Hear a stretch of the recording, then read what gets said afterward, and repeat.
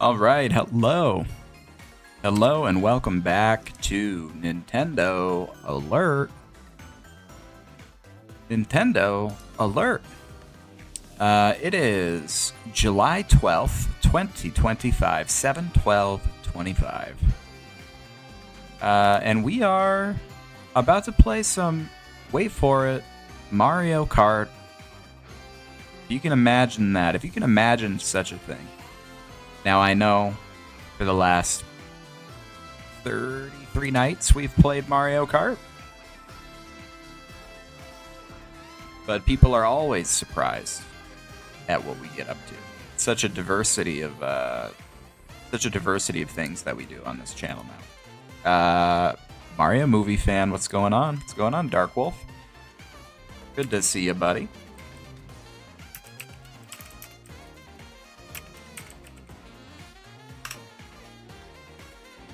I am just getting my stream notifications out, and then I'll give y'all the update. I'll give y'all the rundown.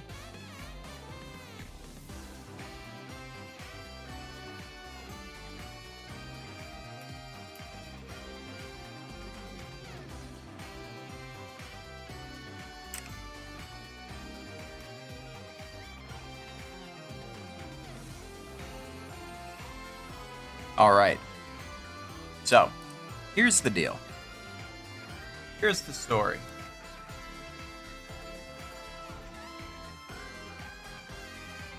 Hello, Game 123.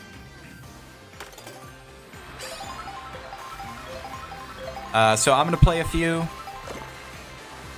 gonna play a few of whatever this is called, Knockout Tour, and then we'll open up the lobby. It probably won't actually take until 7:45. But what are you gonna do? Okay, that's how you do it.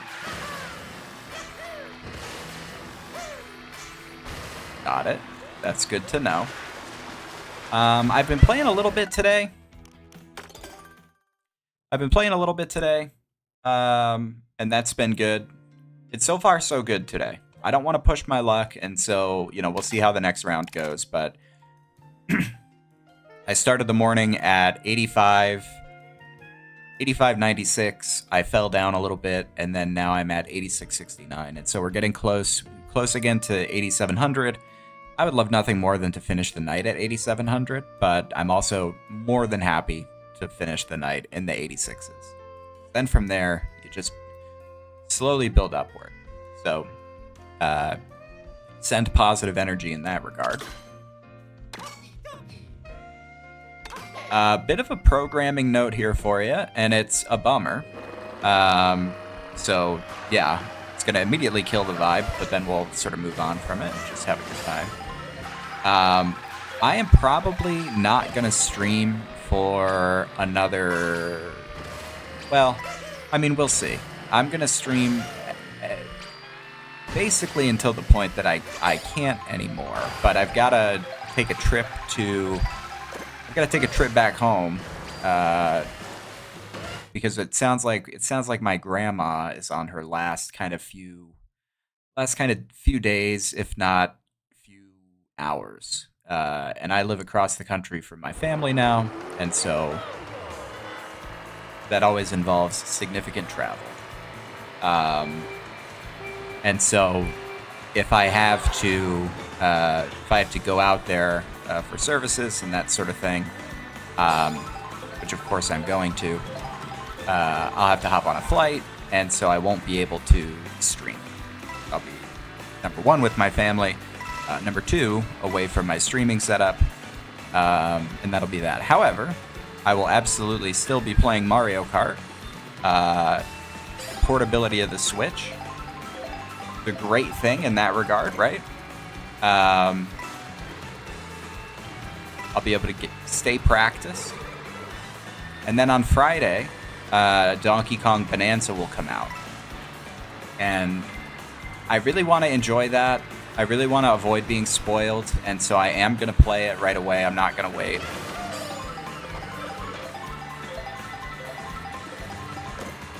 But when we get back, depending on how it is, right? If I play the game and I'm like, well, I could miss playing that. Then, you know,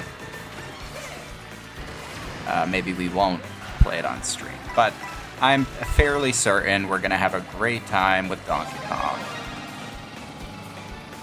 And so we'll stream it. But, yeah. So that's just a quick programming note. I'm sure people are going to be like, wow, this guy streamed every day since the Switch 2 came out, and then Donkey Kong came out, and he never streamed again. And that is not because I don't want to. That is just because I will probably be out of town, which really sucks. But, yeah. I wish I could be like, oh, you know, maybe things will work out, but I think we're just at a place now where they are not going to, you know. And so it's more a matter of when I have to fly out there rather than if.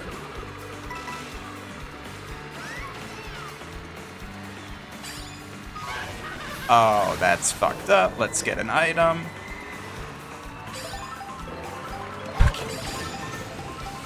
Very good. Go, go, go!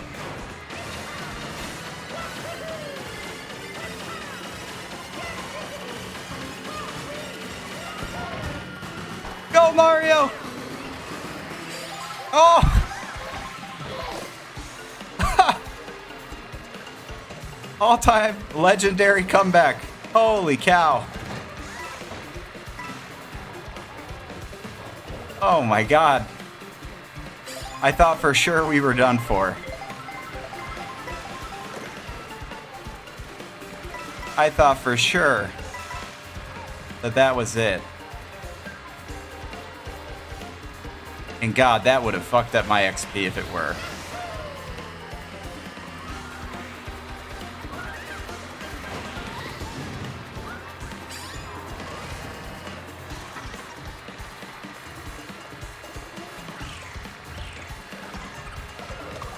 I'll tell you what, though, that got the heart rate up for sure.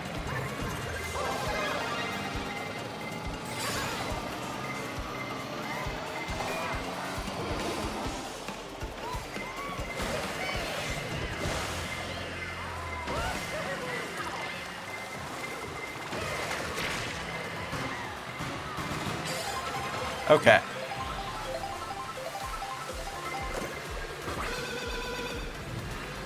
This is a stressful checkpoint, so we don't want to really fuck around here.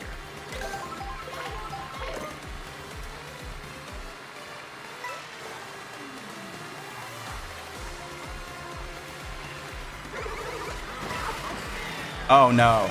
Oh no, I think we're cooked.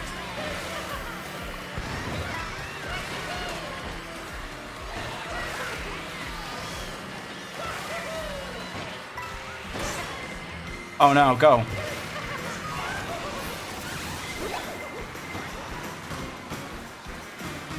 Crazy. That's fucked. That's so fucked.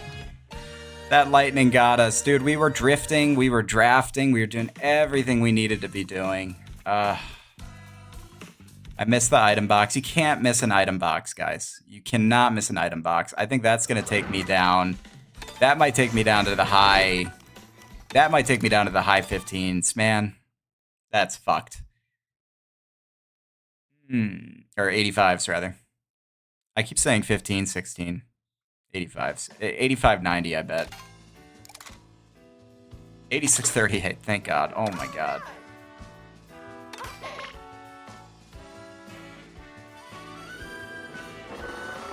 Okay. Yeah, that was not preferable. Let's see if we can get in this helicopter. I never make it before it takes off. We did it.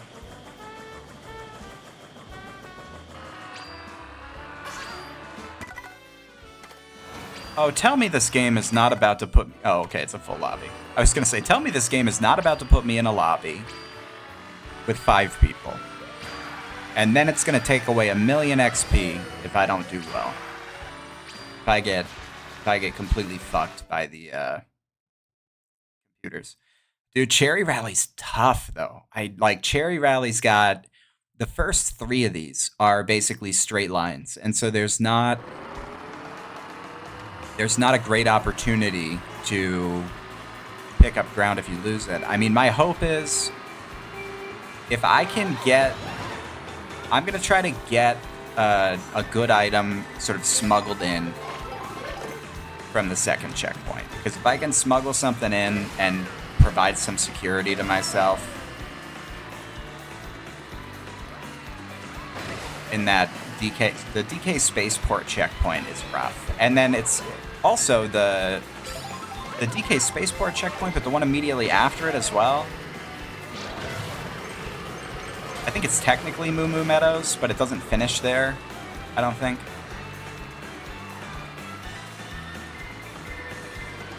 Nauseating.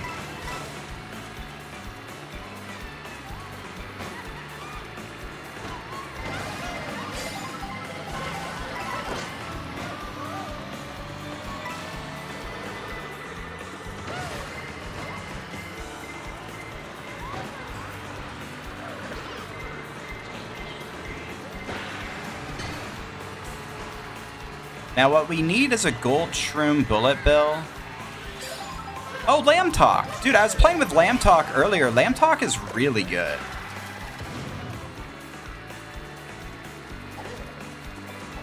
I don't know what Lamb Talk's deal is, but Lamb Talk is really good at this game. I think he's playing with a guest, but Lamb Talk had like a 9,000 experience score. And he was crushing it, so I wouldn't be surprised to see them win. Okay, this is a pretty good combo.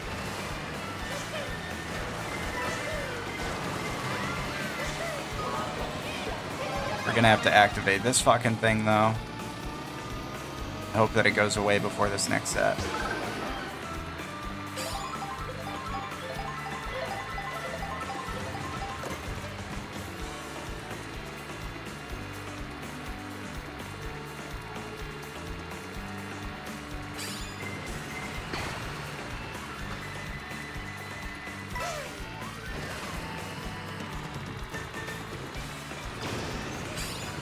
Nice, nice, nice, nice, nice.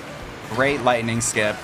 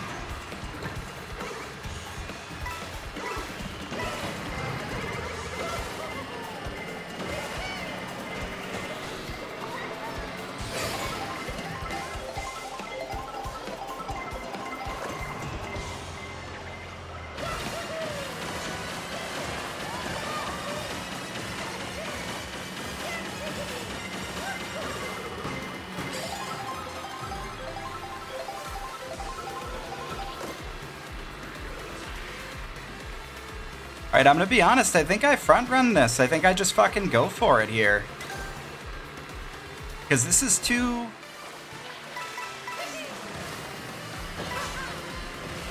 This is too temperamental of a checkpoint here to be fucking around.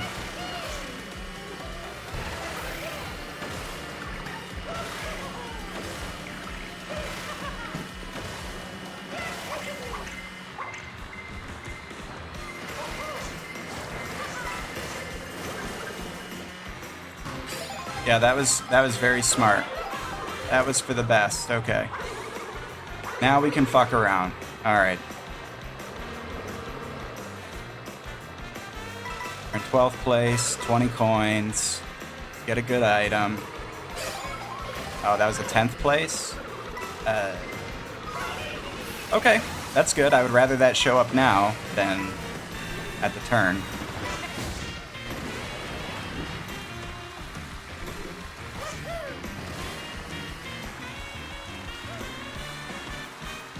Pass, pass, pass. Excellent. Okay, those are fine items. Let's not... Ugh. Let's do this. Let's kill it.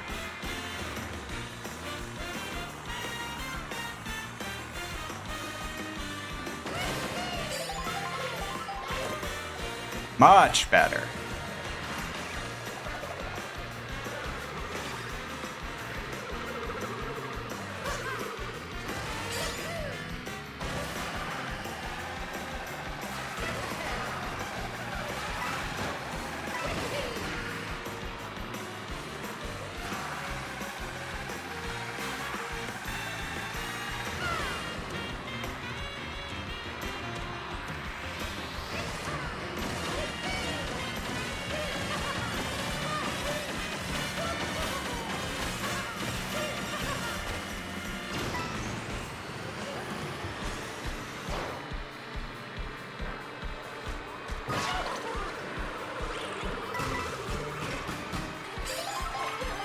Okay, that was an incredibly dangerous situation that we just found ourselves in. Now, this checkpoint is brutal because we kind of have to maintain...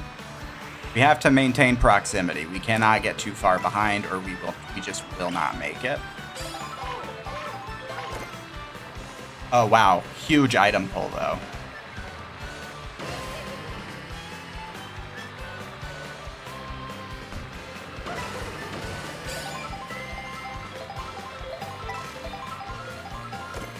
Oh, wow. Okay.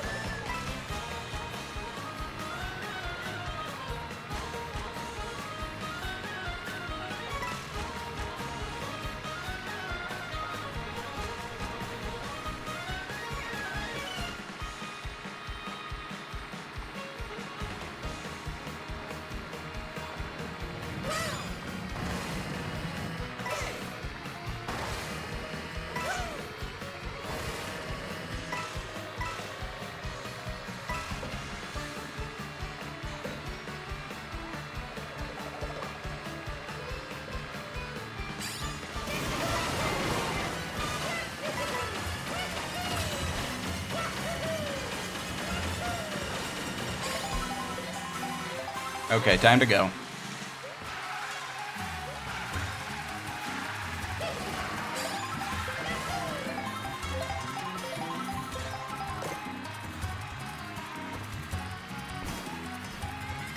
Missing that trick was bad.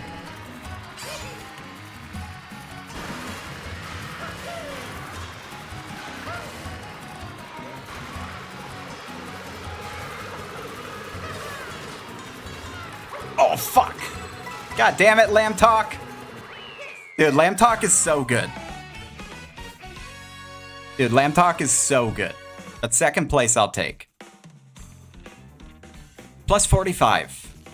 All right, 86-83. We got to walk away from that. Got to walk away from that. Ugh. Dude, Lamb Talk is goated. I don't know who that is. But shout out to you. I'm just at the place now where I respect the hustle people bring. I respect when people are really good at the game. And I've never been in a match that he hasn't been in first place in. I'm going to add him as a friend. Because real recognizes real. Okay, chat?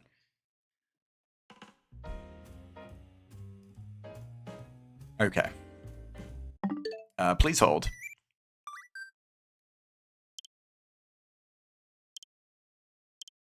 Okay, invites, profile, add friend, search users you played with. Okay, where is he? Where's our boy Lamb Talk? You gotta get the friend request. You've got to. You've got to. The man's above 9,000. And every game he's winning.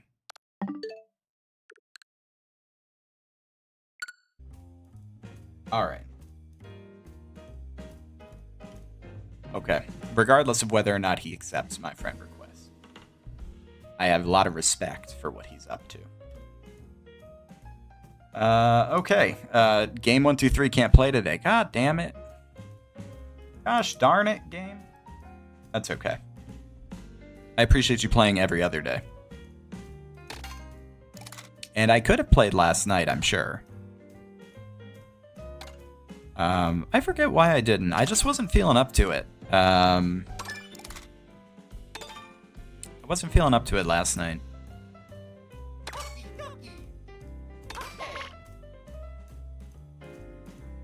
And sometimes the best thing to do when you're not feeling up to it is walk away, you know? But other folks are welcome to join, of course. So let me update the details here. ID K1L.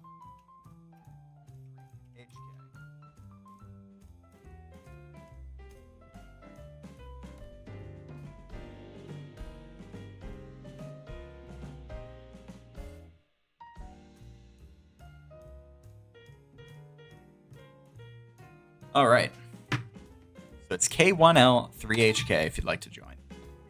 And I will hang out, and then if nobody joins, could call it a night, you know? But I just wanted to... I know I missed yesterday, and I'm probably going to be missing additional time here shortly. So you just let me know, folks. But I know it seems like Saturdays are a little slow.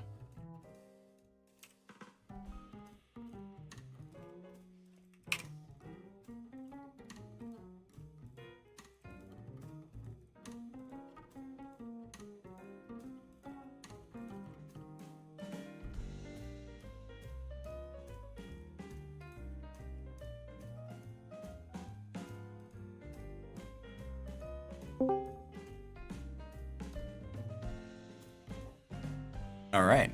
Well, we will resume free roam in the meantime.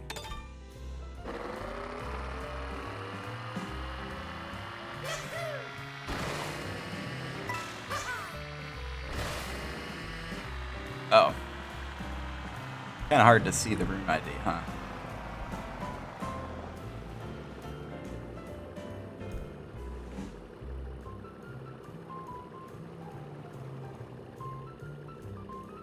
There we go. Much better. Much more legible. But game, I'm glad you'll play tomorrow. I hope that I will be playing tomorrow. It's largely going to depend on how tonight goes. There's unfortunately a non-zero chance I'm flying out tomorrow afternoon.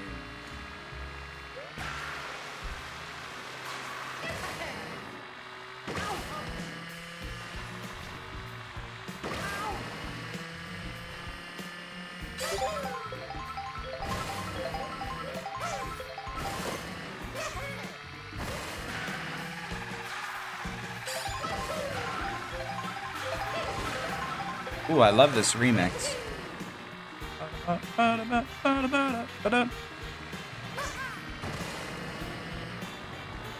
Here's what I'll say, is if I didn't get completely fucked in the one match, what was it, DK Spaceport there, I would have probably... I would have probably been fine. I would have probably been at 8,700. But alas, not tonight.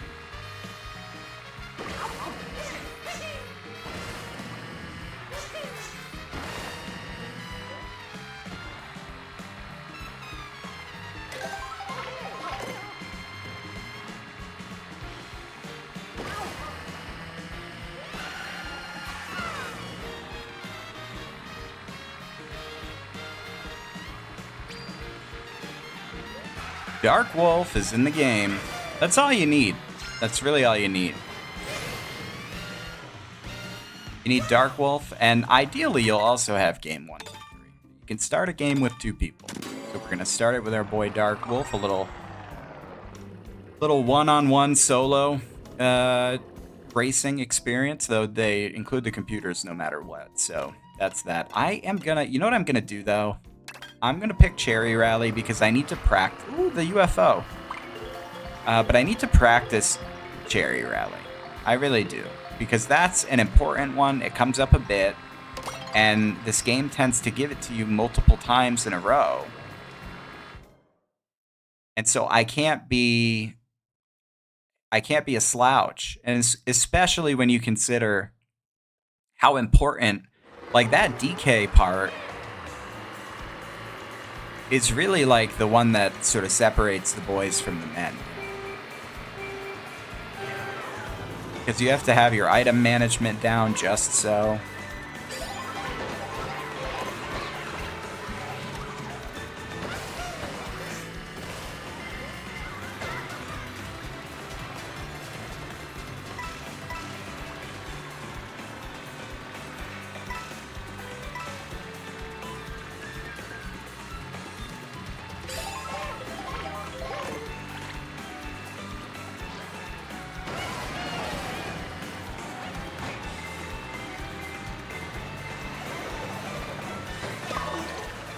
God damn it, Shy Guy.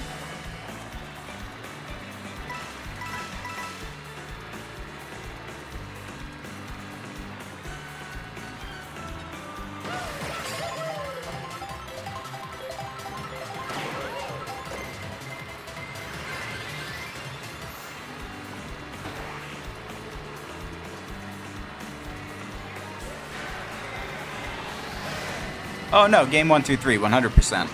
I appreciate your continued patronage. I appreciate you hanging out. So no worries at all. I had seen your earlier message. I didn't know if you heard me talking about it.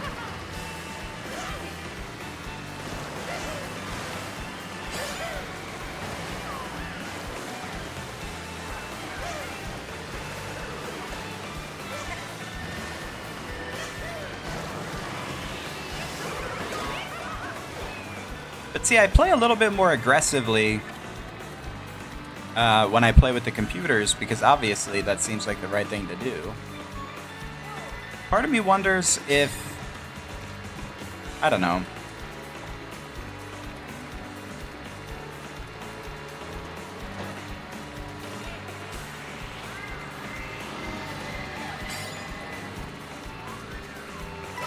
I wonder if, what's it called? I wonder if that Mario Kart World Discord server, if they have private matches for... if they have private matches for Knockout Tour. Because that could be a good way to get, like, better practice in, you know?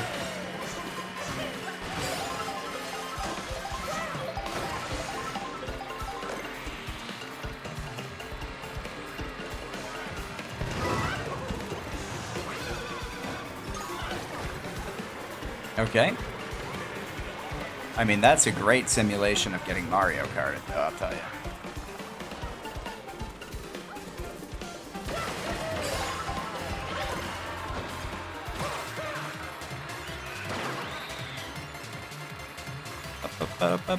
Up.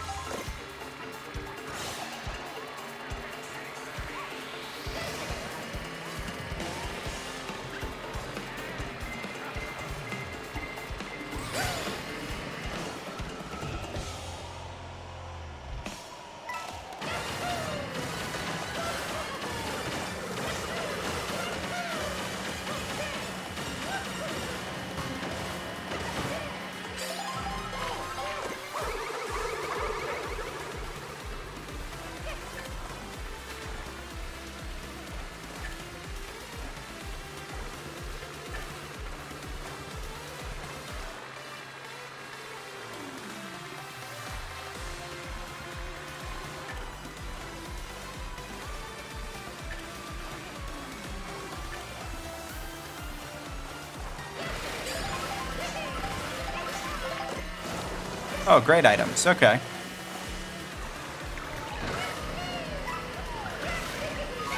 Oh! Okay, now this is realistic. This is a realistic worst case scenario here, where we are in 10th place, and we get lightninged here. And we made it. Okay. So now we're in 9th. Let's take a wider angle here. Oh, no need. Computers are gonna knock us out for us.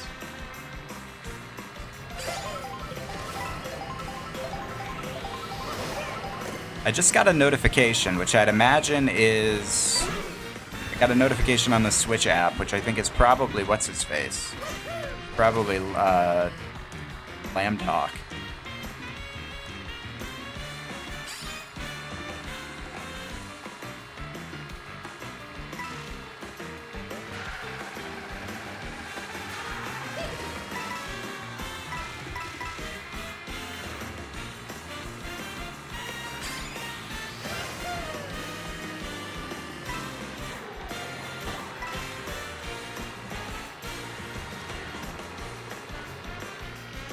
Oh, you logging on?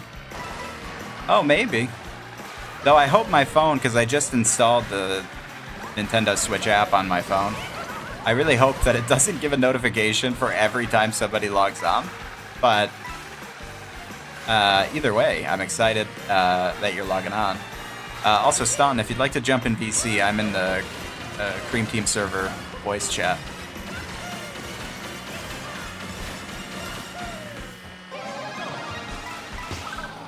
Sorry, Luigi. Time to die. Oh, no! Alright, we made it.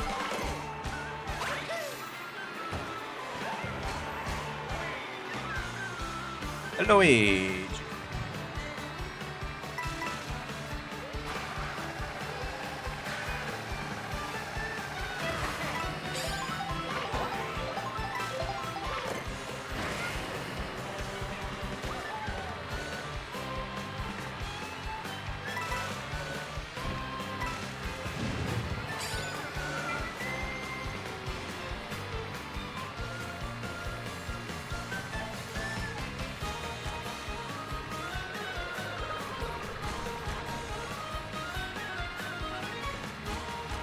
I'll tell you what, these are good items to have going into this final stretch.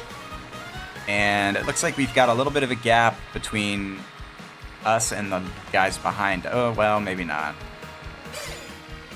I don't know if the computers are gonna pull that shortcut, though. I don't think they will. Oh. Oh, fuck me. Okay, well.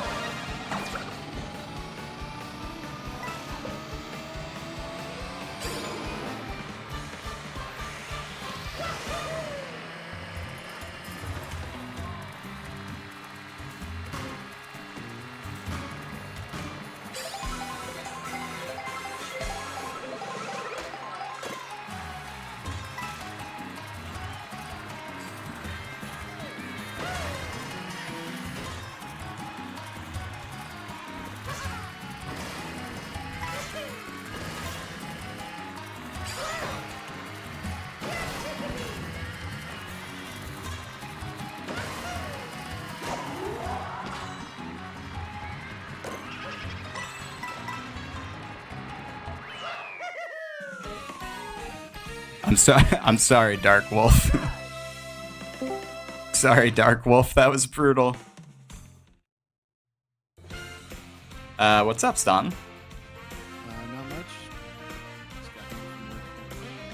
Well, welcome to the madness. Another night of it, you know? Oh yeah.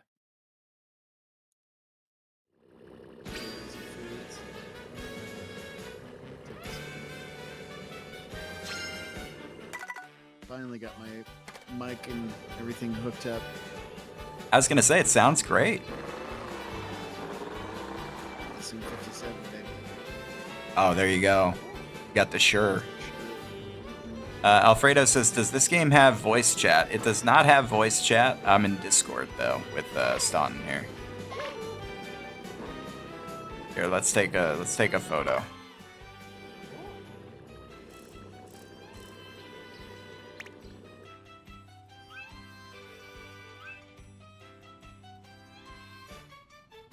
Oh, Kenny D, yeah, join up.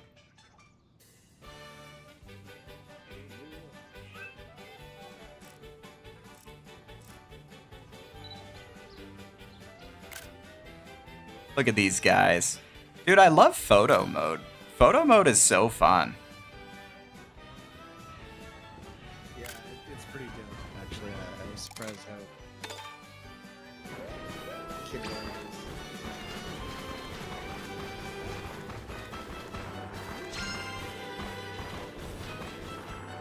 is. Welcome in, Kenny. Good to have you with us. Just a second. All right, I'll wait for you.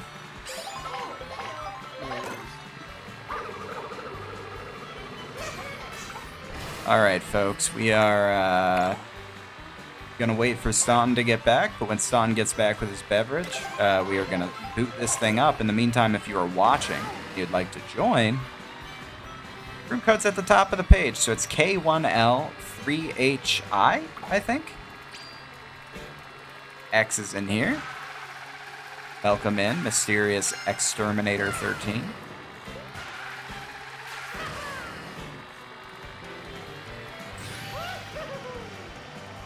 If you're in a talkative mood tonight, X, would be curious to hear your thoughts about Superman. Maybe I will pirate it and watch it on the plane.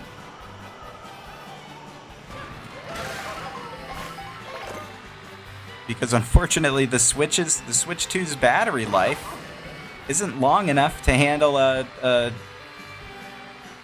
West Coast to East Coast flight.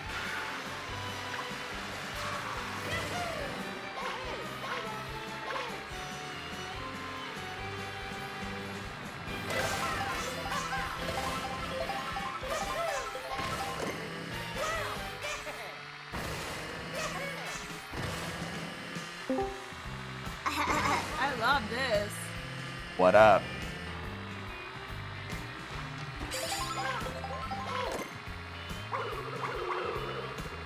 All right. Staunton is hand squeezing the orange. Now, are you back? All right, welcome back. Hell yeah, dude. One of these nights, I think that could be a good stream idea. Is just get completely obliterated and play Mario Kart. I wonder how my skills hold up. If they do. I found a good combination recently. I don't know if, of course, gin is not necessarily the liquor for everybody, but found out recently that gin and this is an odd combination. If you were to put the two together and on a wheel and get them, you'd be like, no, fuck this. But gin and Mountain Dew Code Red. Really? Yeah. I think it's something about the sweetness. I guess it can't do any gin. I had a Mulholland gin, which was actually pretty soft. It wasn't too like over the top. But I think because the bitterness helps taper back some of the overall sweetness. But yeah, it was good. Kind of tastes like a Negroni. Ah. That's interesting. I'll have to give it a try. I have a bottle of gin that I've had once. It's Hendrick's Lunar Gin.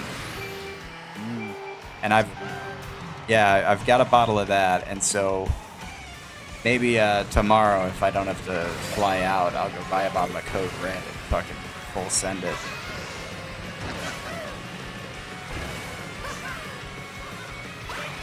Yeah, it was.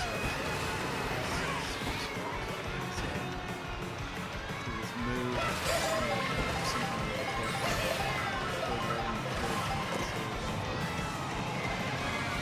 That's the spirit. I spend most of today cleaning out and throwing away Mountain Dew from my garage fridge because I bought a bag of chicken from Walmart and I was like, well, I'll defrost it in the garage fridge, which I'm glad I did because I just left the bag in the fridge. Turns out the bag's full of fucking holes.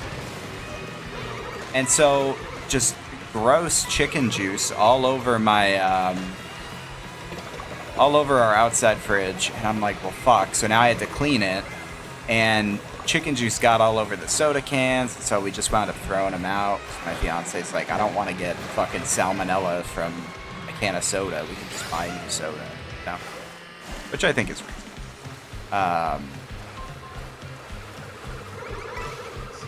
Yeah.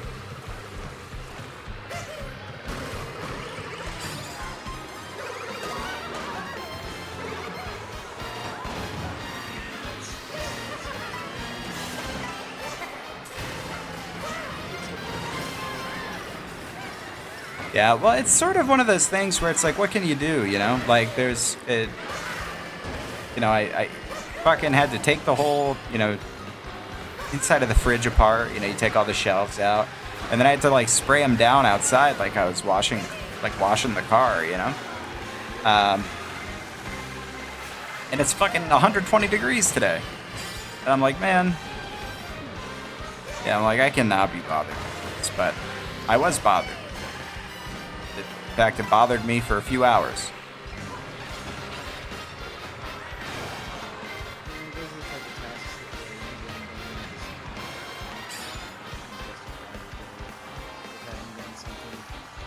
Yeah. That is where I'm at. X, I don't know if you can hear me, but Alfredo in chat said that he's seen the new Superman, and he gives it a 4 out of 10. And so, that's a hot take. Alfredo, would be curious why you scored it so low. I feel like I've heard some pretty good things. This isn't me challenging you. This is me curious.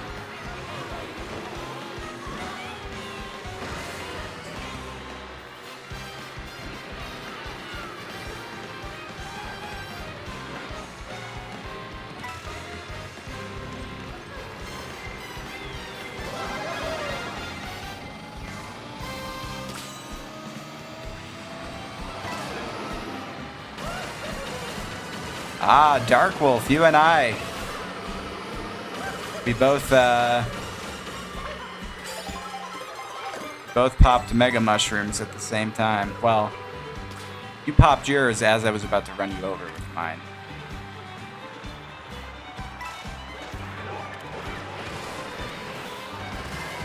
Fuck!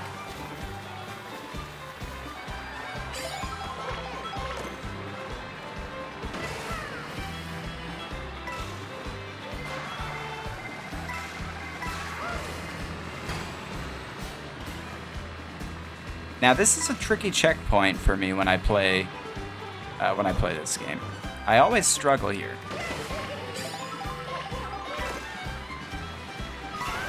Oh.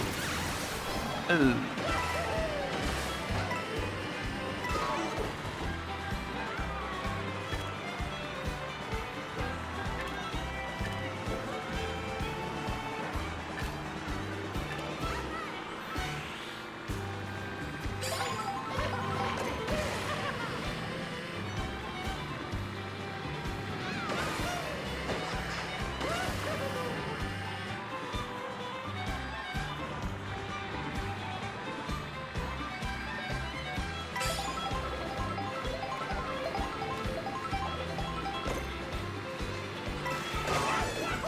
Son of a bitch!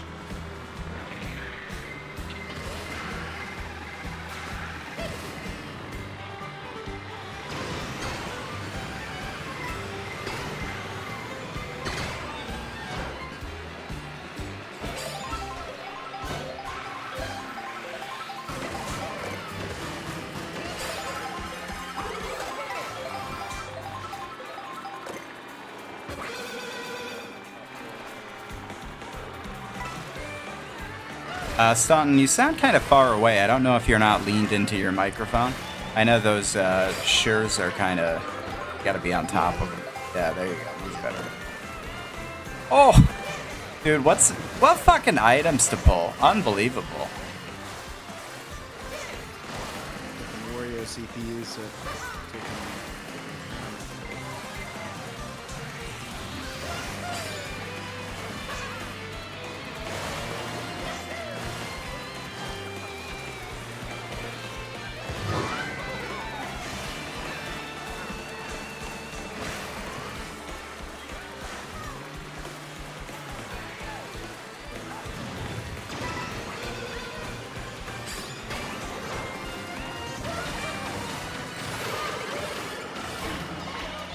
Oh no, a boost stole my item.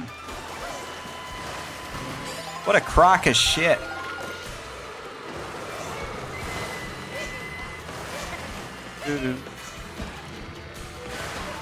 Oh. I almost had something there.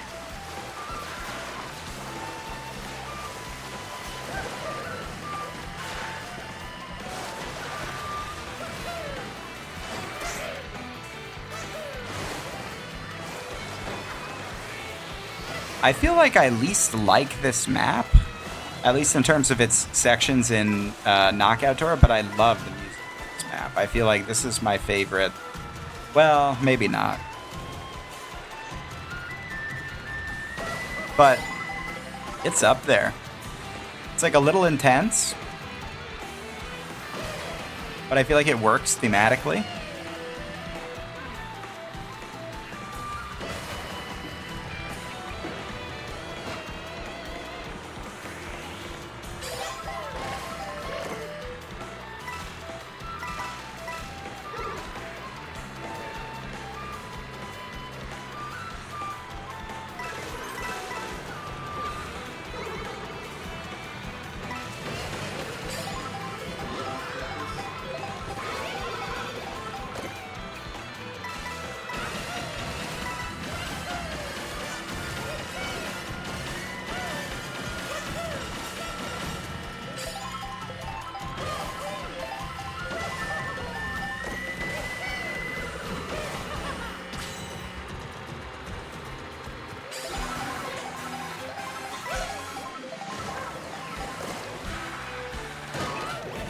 Oof, who was that?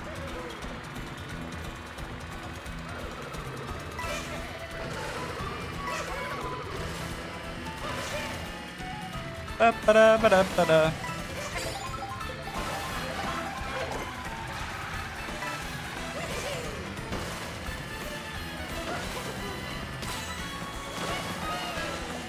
Oh no. That's fine. I'll be okay.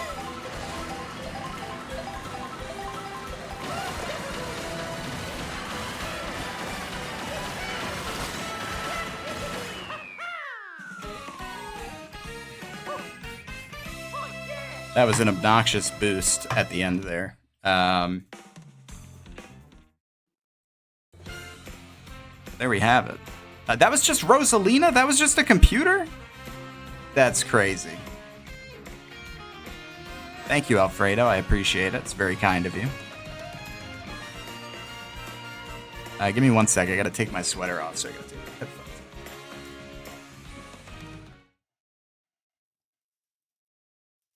Yeah, Mario movie fan, Dark Wolf. I'm glad that you're picking up on that though, because I think in your quest to be very best like no one ever was, picking up those little nuances I think is what makes the difference. And oftentimes when if I lose a match, I obsess over why that happened. Like if I get knocked out early or something. And I think that it really does come down to familiarity with all the angles and that sort of thing.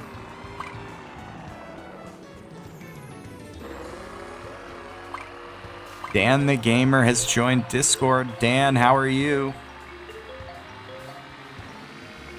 Yeah, that's right, Kenny. The good thing about this is that you can be very quickly on to the next game. Yeah, I had a great checkpoint, maybe the first game that I did this stream, where I just barely made it in 20th place. It's a fucking miracle that it happened. But yeah, I don't know. I feel like sometimes that's what it comes down to. It's just getting in under the gun there.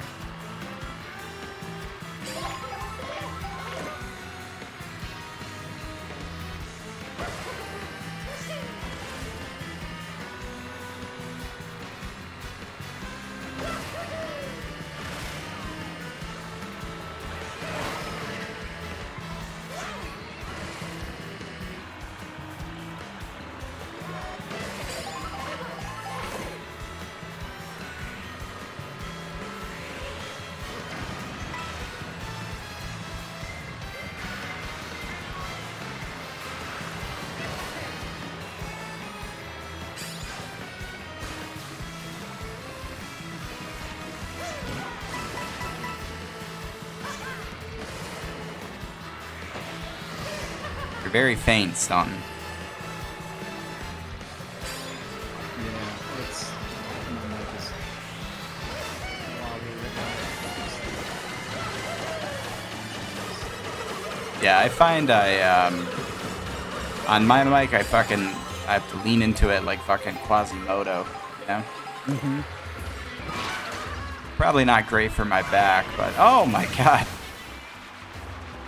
You're welcome. Yeah. Thanks. Dude, the lightning is such a good... Here's a tip for everybody listening. If you have the lightning, the trick is hang back and use it just before you cross into the last item block of a checkpoint.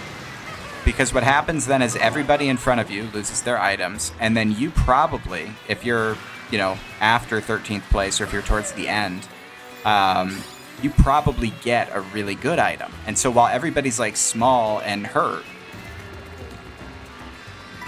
you're gold shrooming past them. It's crazy.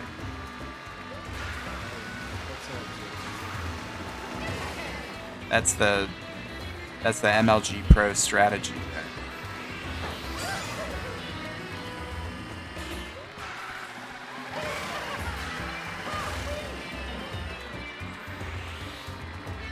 But you do kind of really need oh, stun. Flattened me. Flattened. I've been pancaked. Wow. Dude, that fucking, what's it called? Lasted a long time.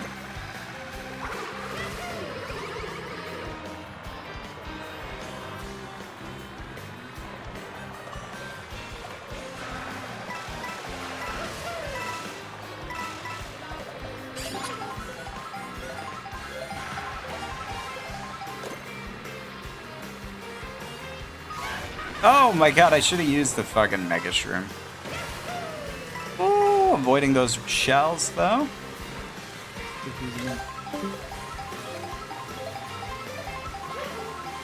What, did Dan the Gamer say anything? Because I didn't hear him. I saw he joined and then left. I think he might have had it either a mute on or off, but I saw it going. Yeah, he was having issues with his music. Ah. I was hearing for like 2 or 3 seconds at a time. Well, whatever you just did, you sounded way better there. Oh yeah, I'm like deep throating this mic right now. There you go. Yeah.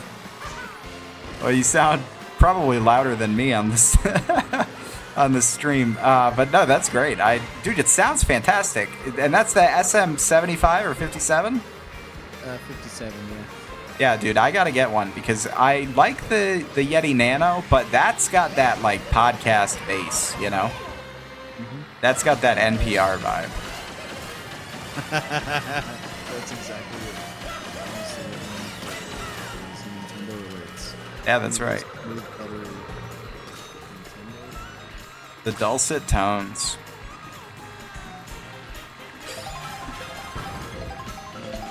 I mean, it was a little bit of a pricey expenditure, but I'm glad I nabbed it. And it wasn't like they're pretty easy to find. For a while, I feel like they were so easy. I think online it's just... I got mine at the Star Center games too. Yeah, they're very popular.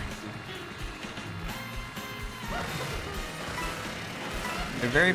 Your podcast / like PC stand.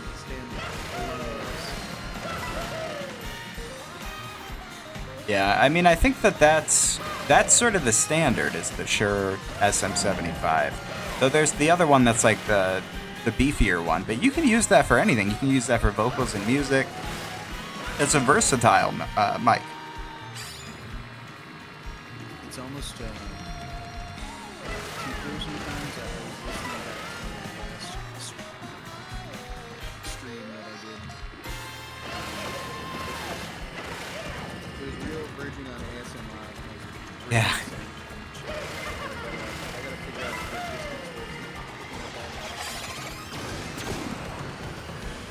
distance. Shit, Red show. Yeah. Let's just put it at that. It's like either whatever, sleep apnea or I even got a small little like big sneak peek in there. I heard. I know I wasn't snoring on stream, but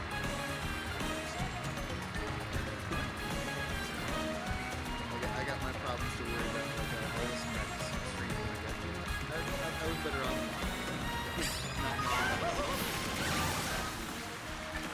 Yeah, I haven't really noticed anything like that with you yet, so I think you sound good where you are. At least in terms of the mic, but the what's it called? Oh, sorry. Whoever's talking, I can barely hear you. That's Don or X.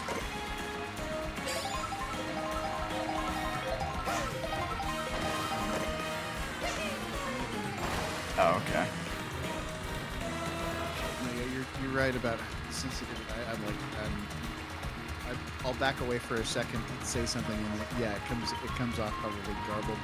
Well, I was doing some tests last night, and it was just like impossible to wrangle it in with the Scarlet.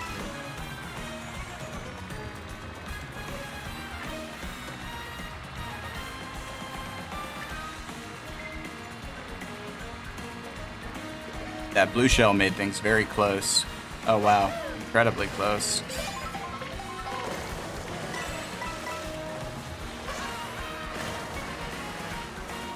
Oh no, it's Luigi.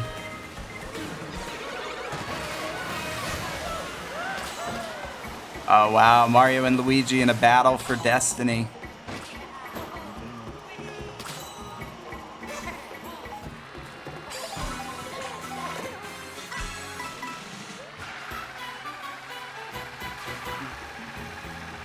I think you have Dan muted.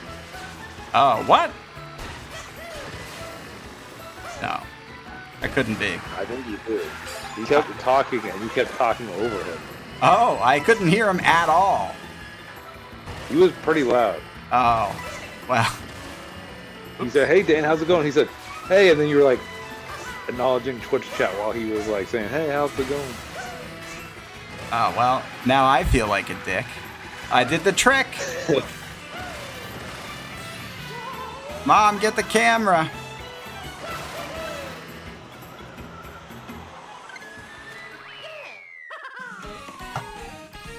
Yeah, no, I felt. You'll find out why that person hated Superman. No, let's see. Alfredo, why did you hate Superman? Or you didn't hate it, but why did you less than like Superman? Well, it was a 4 out of 10. 4 out of 10, yeah, that's... I would say that's hate. That's pretty low. Well, you got to think about it. You know, it's a 40%, right? And so... That's like an F. It is an F. Technically be a B minus. No, 40 is an F in any school. If a 40 is more than an F in your school, you're going to a fucking questionable school. I think like a 60 is typically a D minus. Unless they've changed it. Unless, you know what, X? Unless the schools have gone woke. Okay, you need to get a 60 to be a D. Yeah.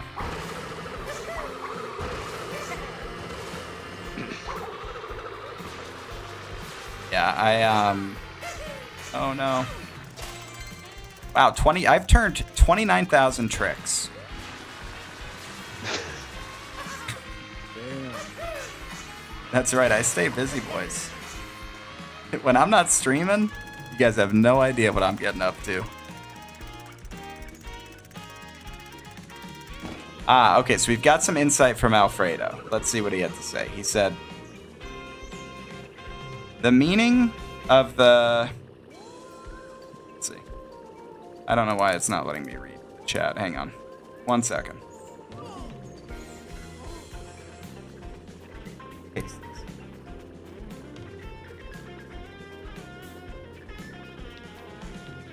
The meaning of the fighting team... The meaning of the fighting team looks for on his costume looks poor. So it sounds like the meaning of the fighting team... I don't know what that is because I haven't seen the movie. I don't know what that means. I have seen the movie and I don't know what that means. Continue. The looks on his costume. So he doesn't like the costume, and then he says that the costume looks poor, so it seems low budget. Oh no, Dark Wolf. Well, thanks for hanging out. We'll see you later. If you're switched charges in time, come on back. We'll welcome you with open arms. No, Alfredo, I haven't seen the movie, so I'm not like making fun of you or anything. I don't know what that is. That's the first time I've heard that take. Well, you know, it's media's media, you know.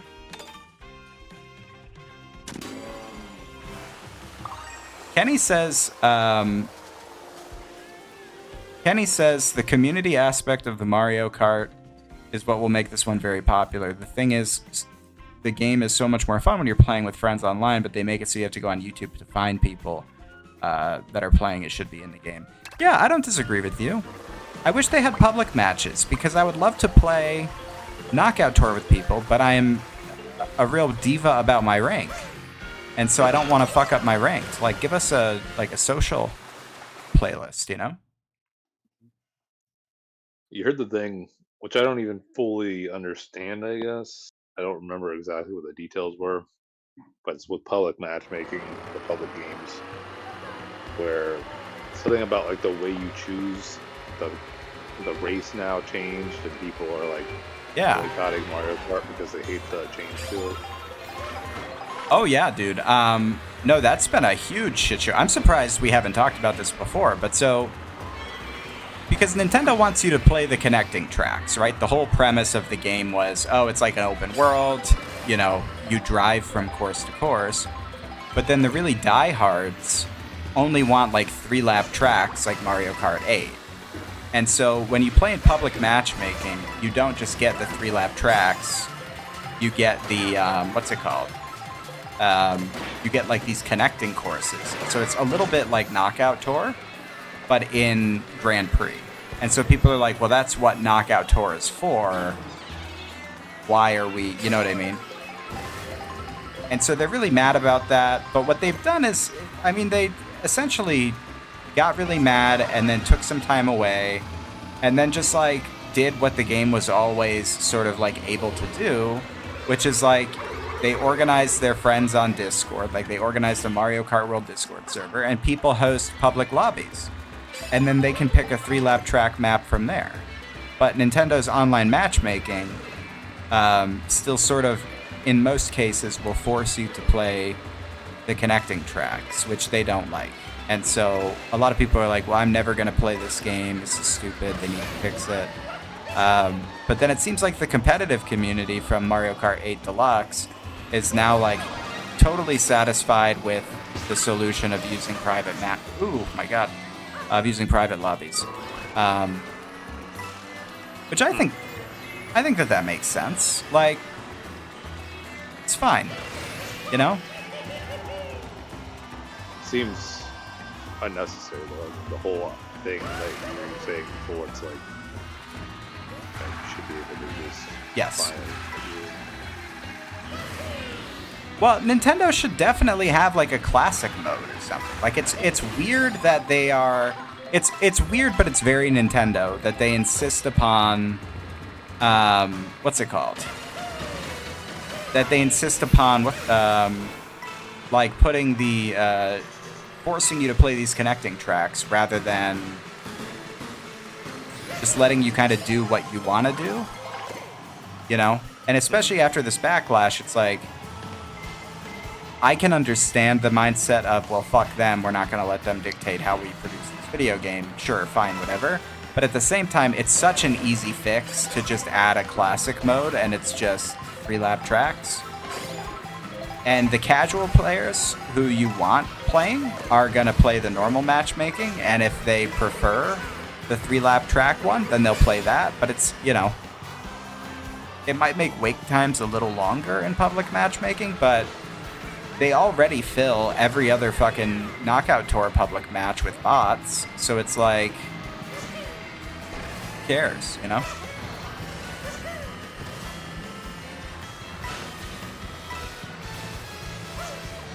That actually bugs the shit out of me, because then you get in a match with nothing but bots, and then when you get like fucking Mario Karted, you lose 1,000,000 points because the game's like, well, there were only like 10 people in there. And it's like, yeah, but fucking your computers threw a blue shell and then a red shell and then a green shell and then a mega mushroom and then a lightning and then fucking, you know, Barack Obama came out and fucking choke slammed me. Like,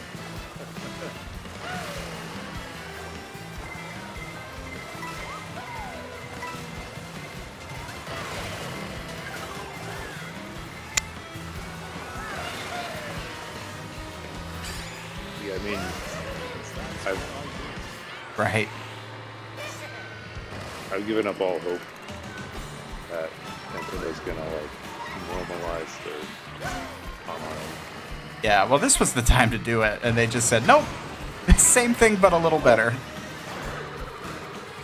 Yeah, they've had a lot of times to do it, and they never done it. Yeah. This just feels like the most egregious, because this is such a multiplayer important game, you know?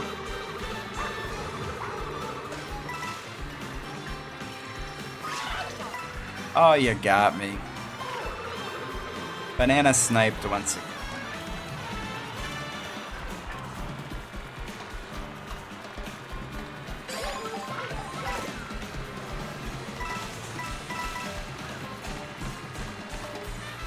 But X, what were your thoughts on Superman? I know you've said in Discord, but you were really into it. You liked it. So, Yeah.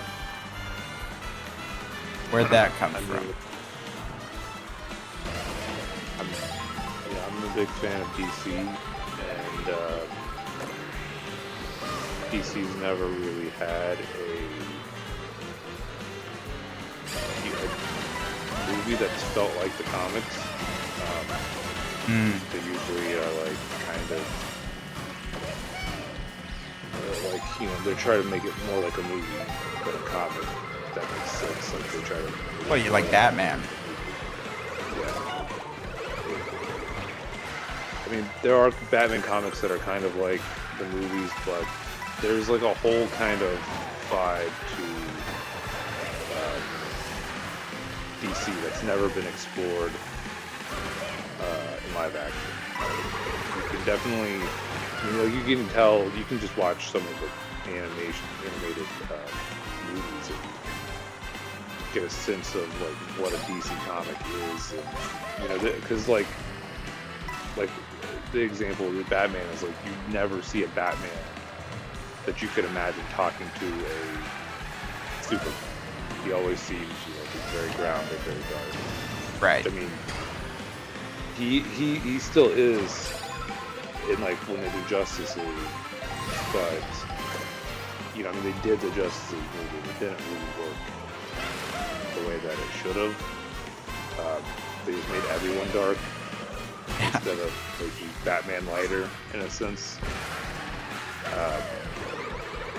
But yeah, it's the first time we've really had, because you know he introduces Green Lantern, he introduces Hawkgirl, he introduces Mr. Terrific in that movie, and how Superman interacts with them.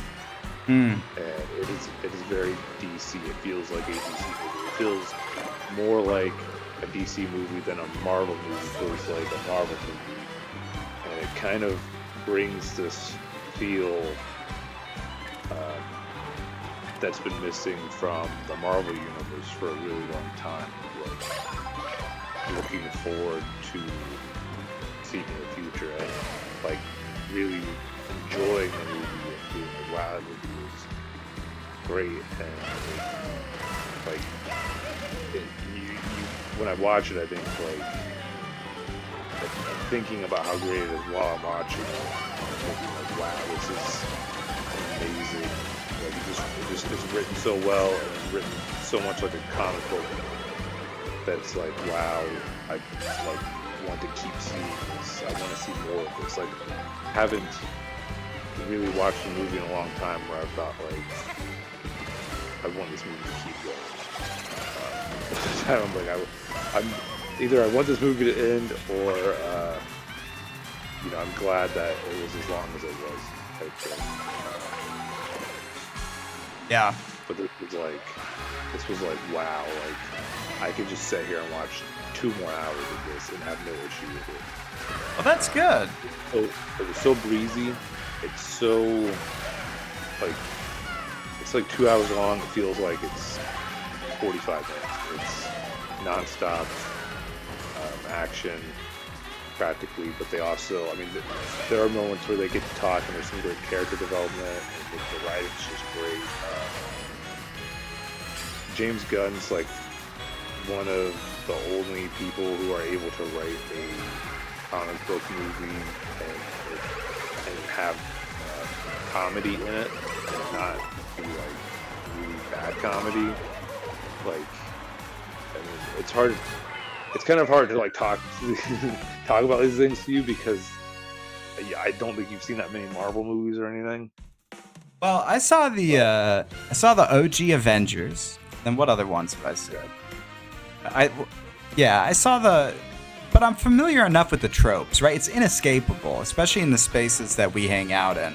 Also, KOB-76, fuck you, dude. That fucking red shell barrage at the end there. I hate you. But what's it called? Yeah, I'm like familiar enough with the tropes, like you can't really escape the idea of,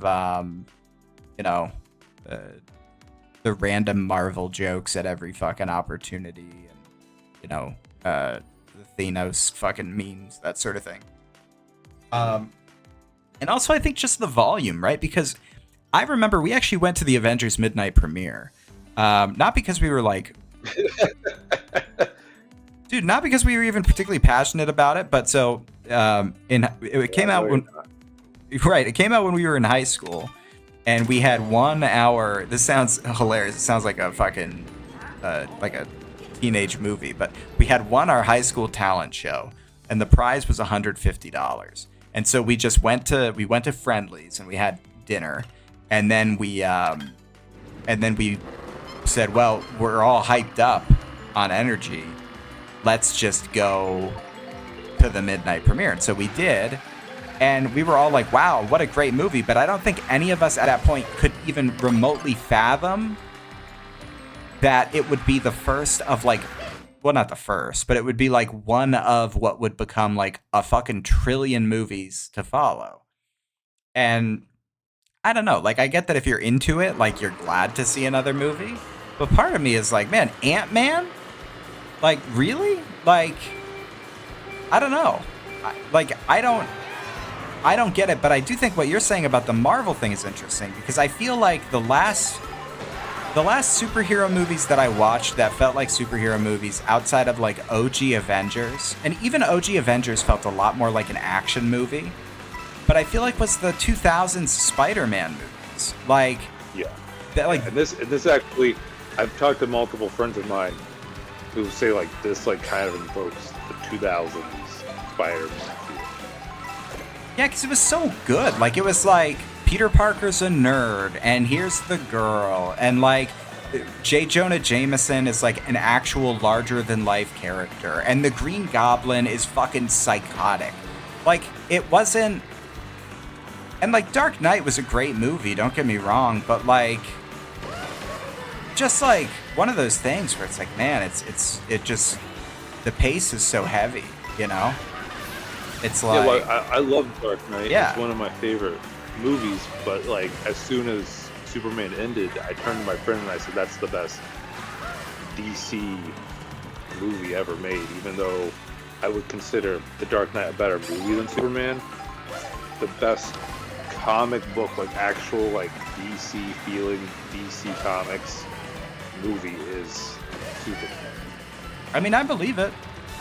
Because it looks like it is very much so. And, I joked on the Discord about, who is this for? Because I just personally, I feel like for me, Superman is one of those things that is it's like a tough sell for me. Not because I don't like it, but because it's become such a trope, right? Like, it was like watching The Exorcist last year when I was doing my kind of like catch up on the core movies marathon, and it's like the tropes are so fucking there. You know what I mean? Like, her head spins around and she vomits green, and it's like the power of Christ compels you, and like, oh wow, haha, you know, which I understand at the time was like insane to see in a movie.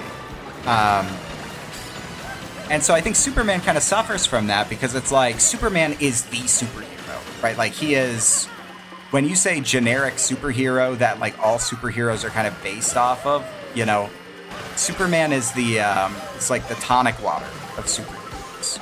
Well, yeah, he is the first superhero. Yeah. And so that's sort of where I'm at, is like, it's like asking, do you like Coca-Cola? It's like, yeah, of course, you know. But I am, you have kind of sold me on watching it, and I am probably gonna have a plane ride this week to fucking watch something on.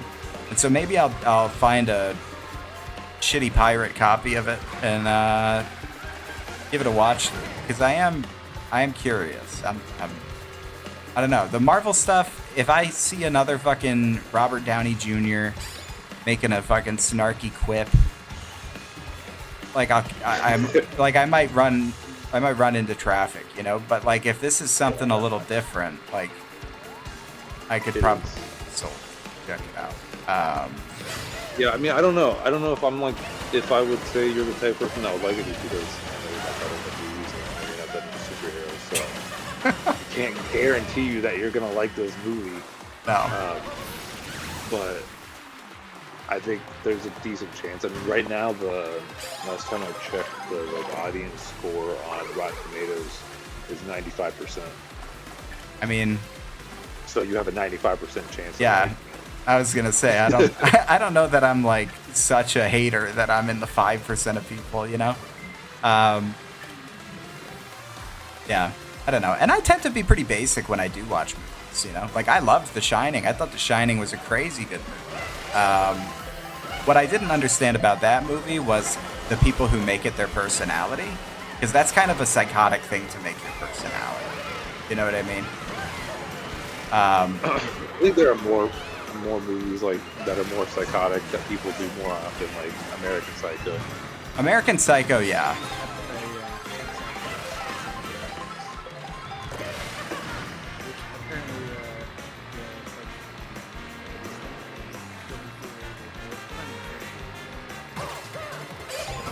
Dalton, you sound like you're 30 miles away, but I'm very interested. Fucking Mike, dude. Yeah, please, I need you to I gotta strap it to your face.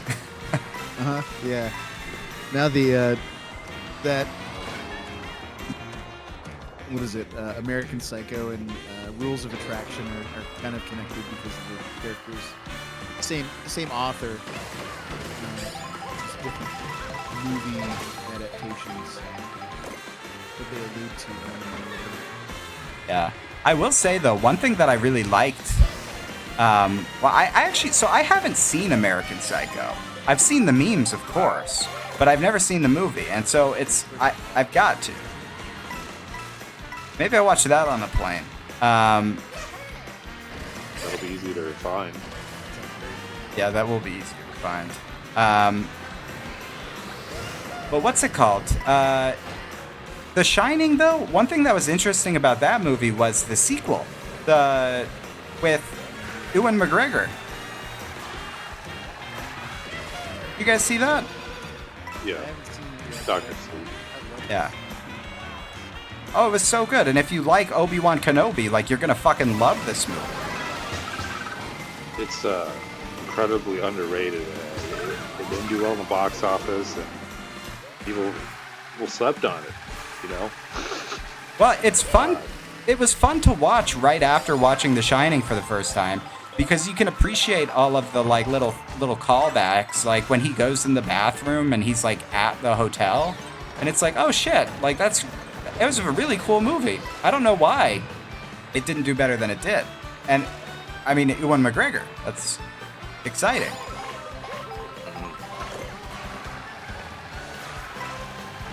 Yeah, I don't know. I enjoyed that quite a bit.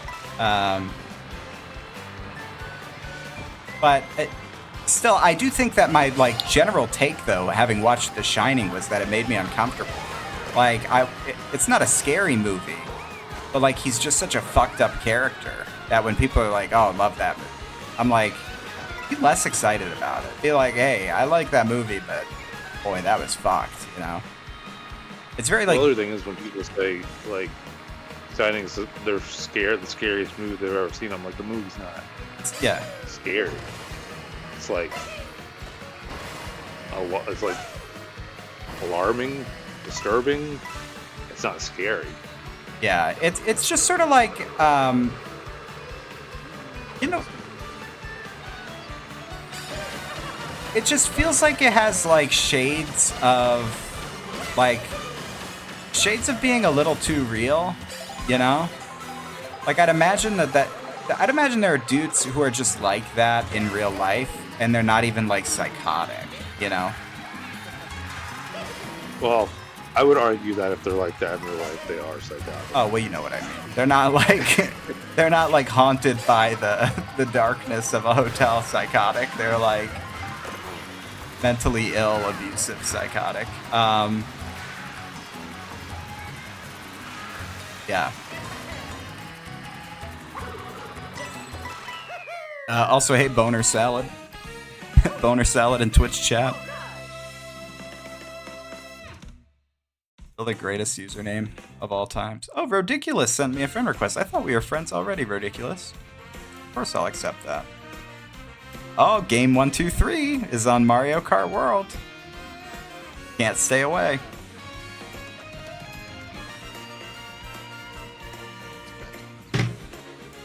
I know, you know shit's about to get real. Okay. I will be back in 1 sec. I gotta take a pee. But before I do, plug in the room info. K1L3HK. K1L3HK. I'll be right back.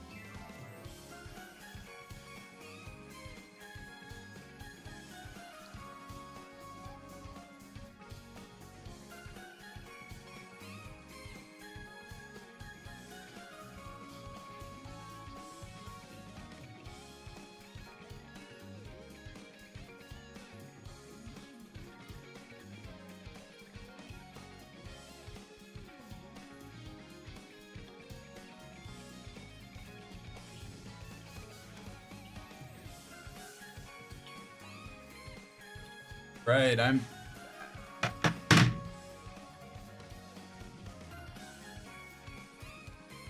Are you getting the Pac-Man game this week? Oh, maybe. Maybe. I'm going to at some point. But you know what, actually? I'm gonna wait.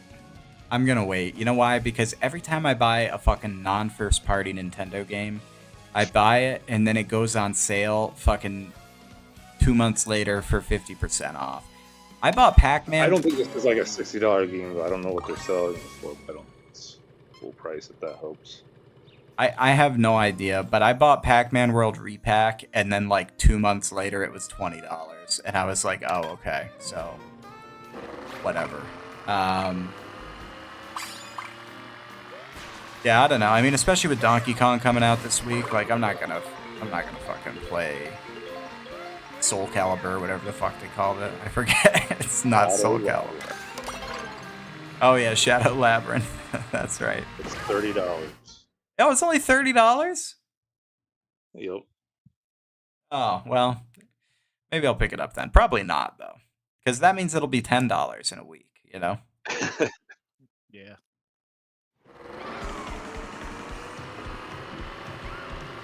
But I'm kind of like, I don't know, I'm glad they're trying to do something with Pac-Man, but you know what I'll do? I'll wait for the reviews. If it's like, oh wow, this is insane, what a great game, I'll pick it up. But if people are like, yeah, we don't know why they did this, then I won't pick it up.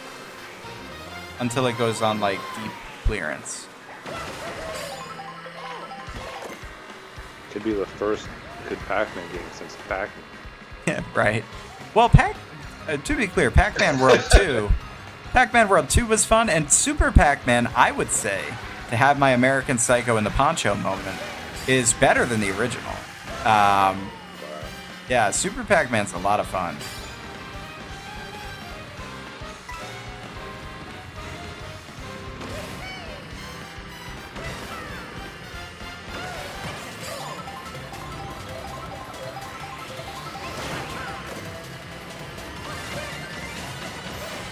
Oh my god! So long, suckers!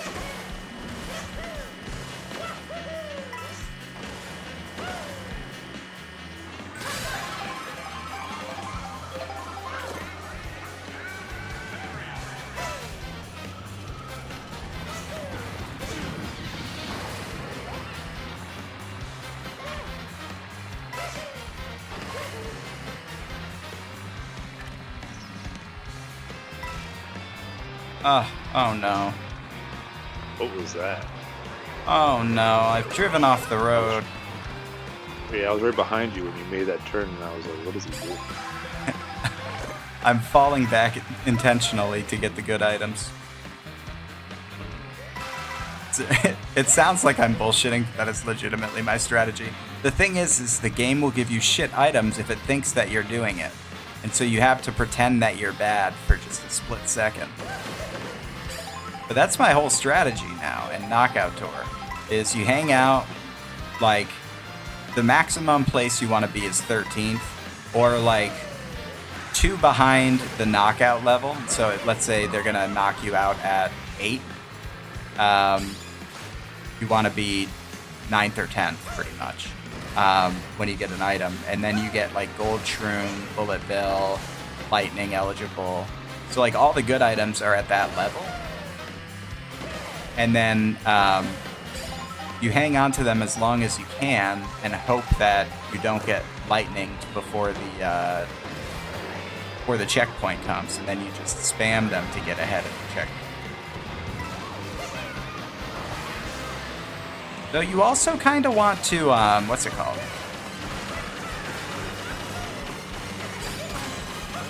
Oh, I almost got first there.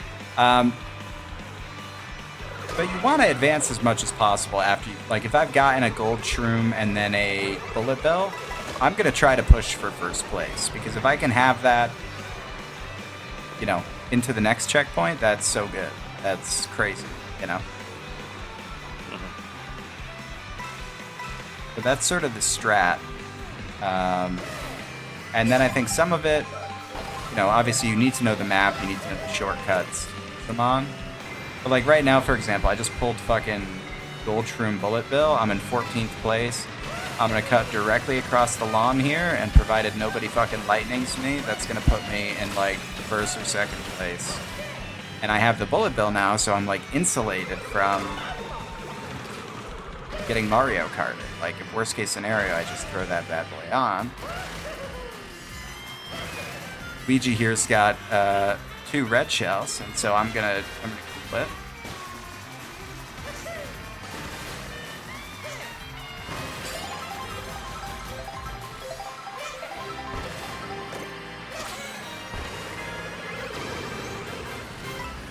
Up.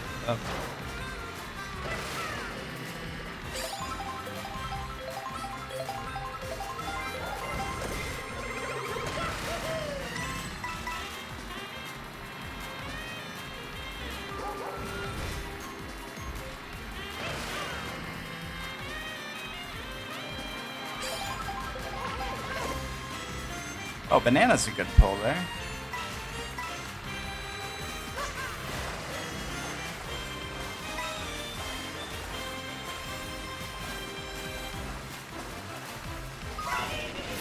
Okay. Drive, Mario. Run like the wind.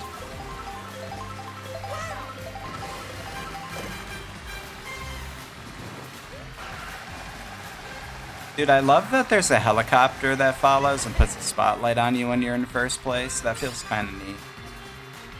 A little touch.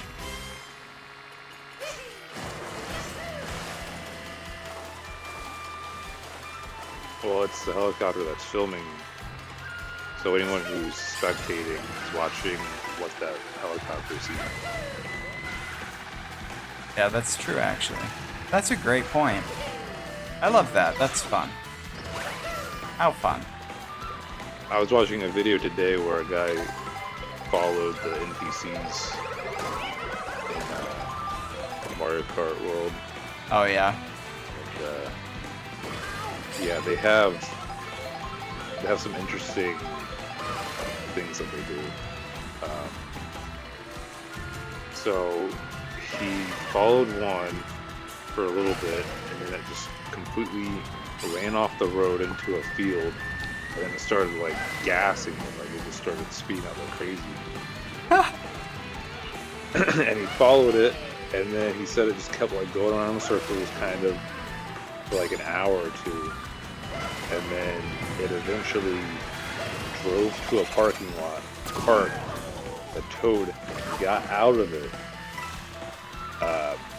went and then went into a warp pipe, disappeared.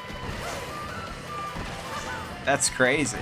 That's so funny. Yeah, they program some interesting behavior. Real quick, I want to acknowledge Robbie Hart in YouTube chat who said, "Weird, isn't this the game that totally non-dramatic people were saying Nintendo destroyed with a patch? Weird, it doesn't look destroyed." Yeah. You know, it is interesting how that is true. How it's not, in fact, a completely unplayable game. But yeah, no, the NPC activity is like really interesting. I watched a video today on how even though the even though the like the spectators on the side of the road appear to be 3D, it's almost like a more advanced version of like in Mario 64 sort of billboarding that they do that makes the trees follow you in terms of like the direction. I don't know if you remember what that looks like, but it's like no matter what side of the tree you're on, it's the same face. It's like the NPCs, no matter what direction you go, they follow you.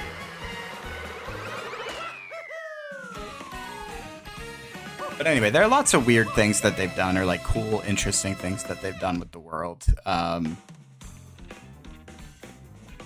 yeah, one of these days I just gotta drive around. Maybe in addition to those 14 movies I gotta watch on the plane, I'll drive around in the open world.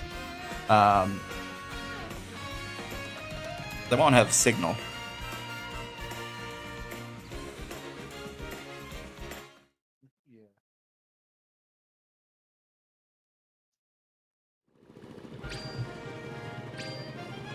So I was telling my brother, because my brother's got a Switch too, and I was like, I've been playing a lot of Mario Kart these days. He's like, we'll have to play, I'll kick your ass, all that stuff. I'm like, I don't think you will, buddy. I was like, I don't think you have 160 hours on this game, my guy.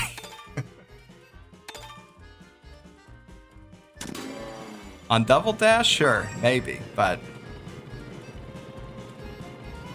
I've become as close to unemployed as you can be while having a full-time job.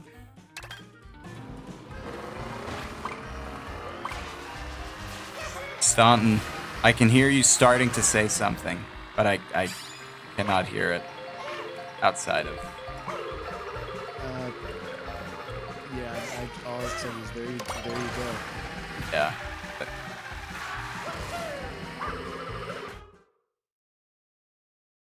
Boy, the cherry rally. Also, welcome Ridiculous, Sir Finley J, and Authorized. Authorized is a cool name.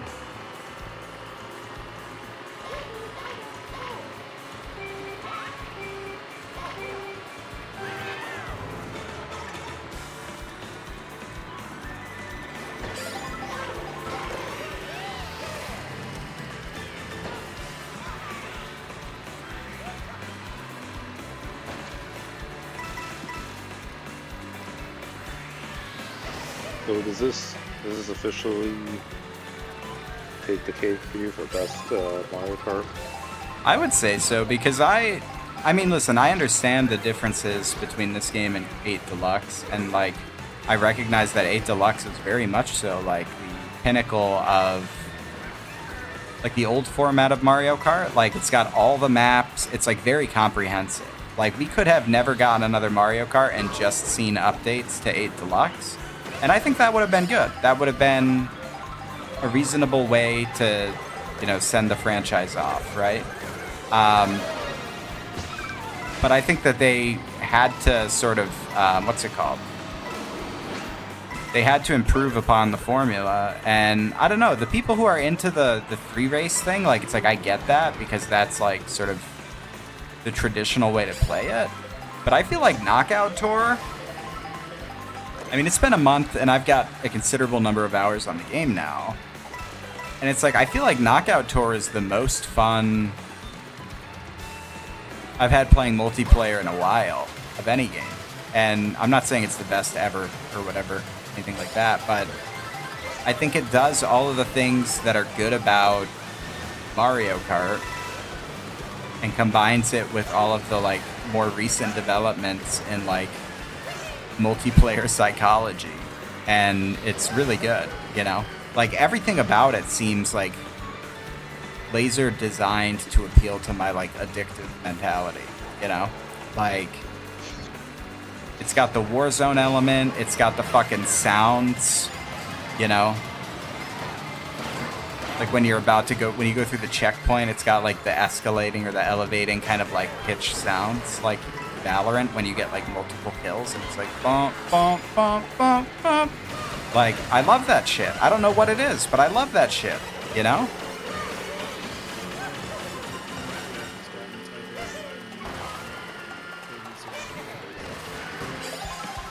Yeah, I think it feels better to play too, for sure. Like, I'm having a great time, and I feel like I don't know. I don't have many more thoughts than that. It doesn't necessarily feel better to play. It also just feels about the same as Deluxe, which we can talk about Pinnacle. You know, it still meets that version. It still holds up. It hasn't changed. I think the addition of is interesting.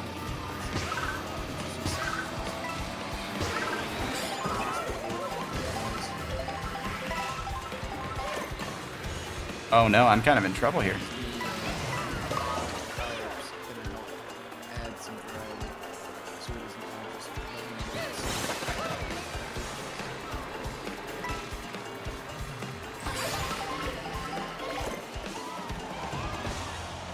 Yeah, no, I'm all about this.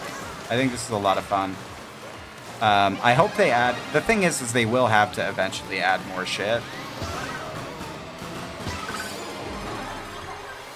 Because there's just no way. You just can't sustain off of 8 rallies. Like, it's just not possible. I'm still holding out hope that at least for this week we at least get some cosmetics for Donkey Kong and Pauline. Yeah, I think that would be a great sign for Nintendo if they did that. Because that seems to indicate that they're like on the right track in terms of like, what's it called? I don't even know how you'd put it, but just like having a modern approach to their games. Because like a seasonal timed exclusive, I know that it sucks when it's on Warzone or whatever, and it's like every week there's a new fucking stupid thing. But like tastefully deployed for big releases, like, yeah, fucking give us a special fucking Donkey Kong skin. Like, good. Well, I think if they do, it'll probably just be forever. Yeah, which is also fine. Give us content. Give me more Mario Kart World, because I'm having a great time. I can't subsist off of 8 rallies alone forever.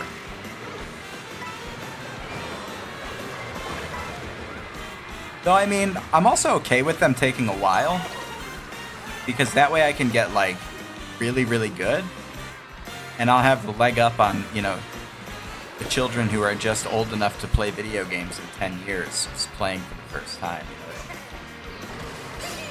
Oh my gosh, look at that. Look at this beautiful...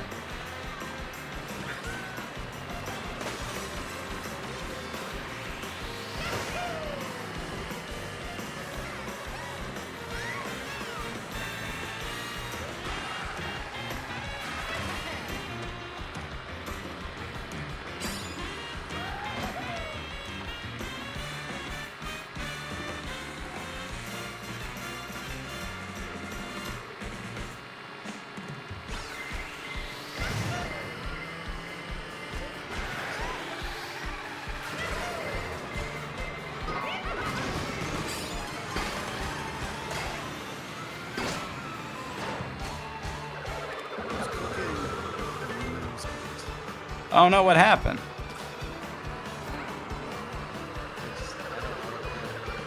Had that in the palm of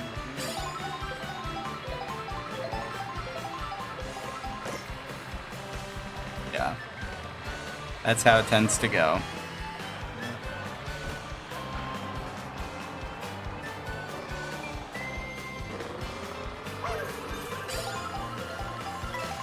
Oh, Canadians playing Splatoon.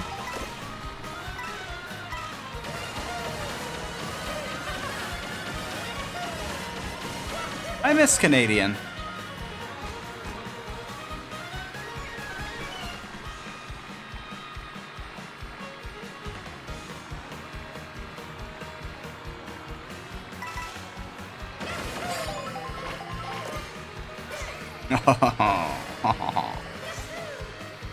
Oh, hey, gamer.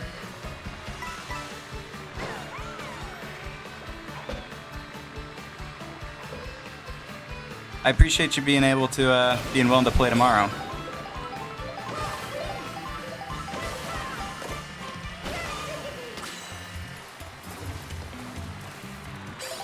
Wow.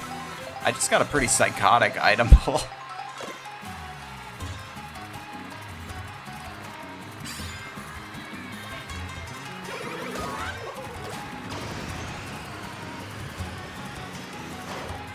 I don't think that's gonna be enough. That's not like enough distance, but...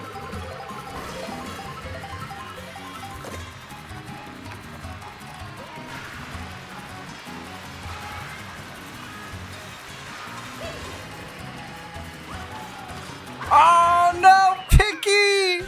Dude, Picky with the gold shroom! This does become a true cannonball run with the continuous track kind of thing, which I like. I feel like it kind of flows.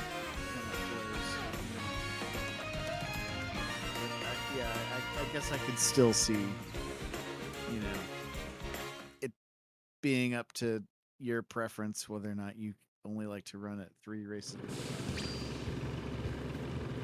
Yeah, well, it's Or whatever. Yeah, it's all something that could easily patch, but always the answer is will they? And I think the real thing is they probably won't. Like, they probably won't patch it to include a classic mode, but that would be such an easy way to earn goodwill with the community and also to get people to shut the fuck up. True. Simple as that.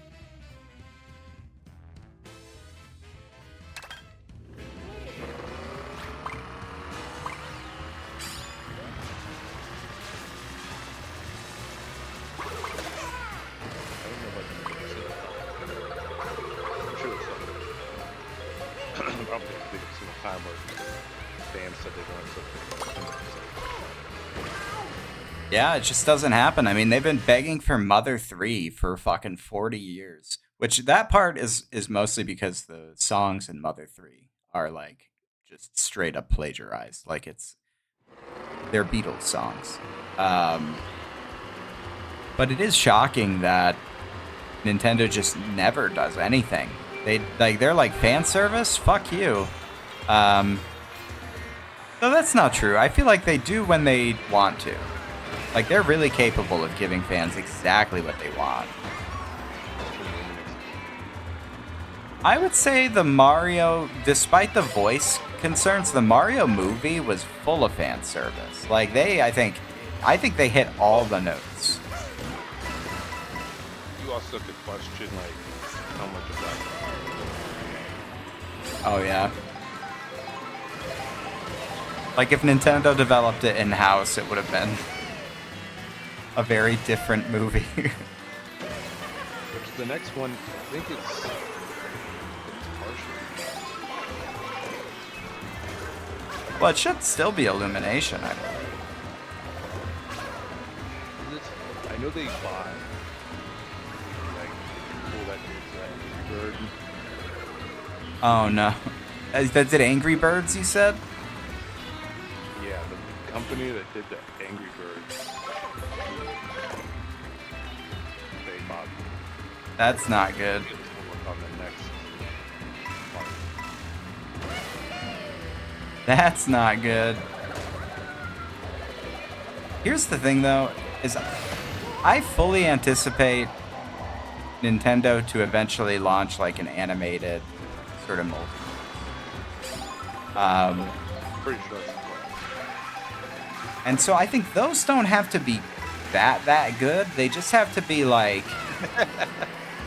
you know what I mean? Like a television show doesn't have to it doesn't have to be groundbreaking.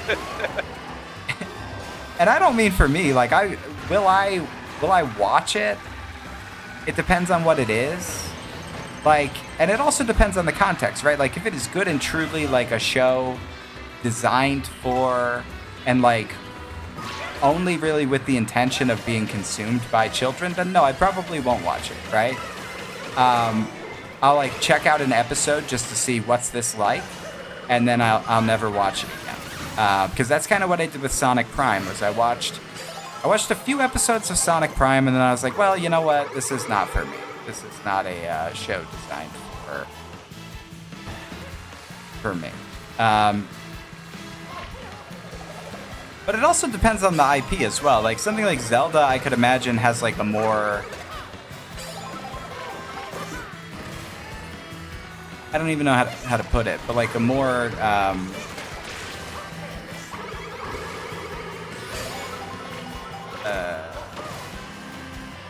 like open sort of vibe to it, where it's like anybody could watch it, and it's probably going to be made for a broader audience than just for kids. But like a Mario thing, I could very much so see being like just properly a cartoon. And like, you know, I'm fairly progressive when it comes to like anime is, you know, art and it's a movie and that sort of thing. But I think there is a certain point at which you're just watching cartoons. I'm not trying to be that guy. Not that there's anything wrong with it, but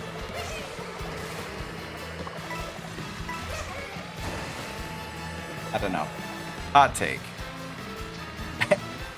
Hot take. You can't enjoy cartoons unless you're a child. Well, not necessarily. I just think that there are some, like, superhero cartoons, fine, whatever, because it's a superhero and that's for everybody, right? But like, you know, if you're 30 years old watching Bluey, like, I get that it's a well done show, but stop. You know, I mean, don't stop. If I get that you like it and it's good, but stop. no, it's fine if you like it. Like, I've not seen enough of it, but there's nothing that I understand about. There's nothing that I understand about Bluey as an intellectual property that seems to suggest to me that it covers like adult themes as much as it is like. Supposedly good. I've never seen it. Yeah, people say it's great.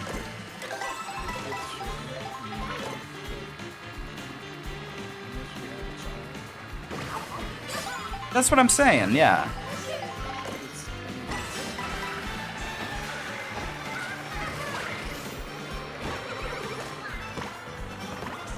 I mean, But I've it's- sort of seen it in the episode Hmm.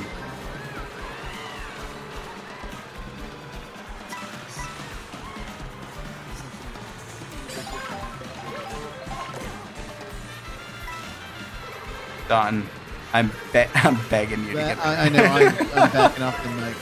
I'm, Shove that mic into my mouth.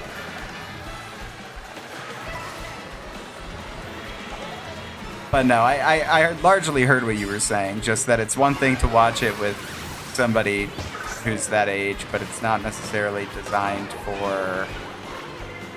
Sounds like a broader audience. Why am I getting knocked out here? That would be not good. it's for kids. Like there's no ifs, ands, and buts about it. It's like, but you know, I would argue that there are some ways, like animated adaptations of comics that, you know, I wouldn't show to my nephew yet.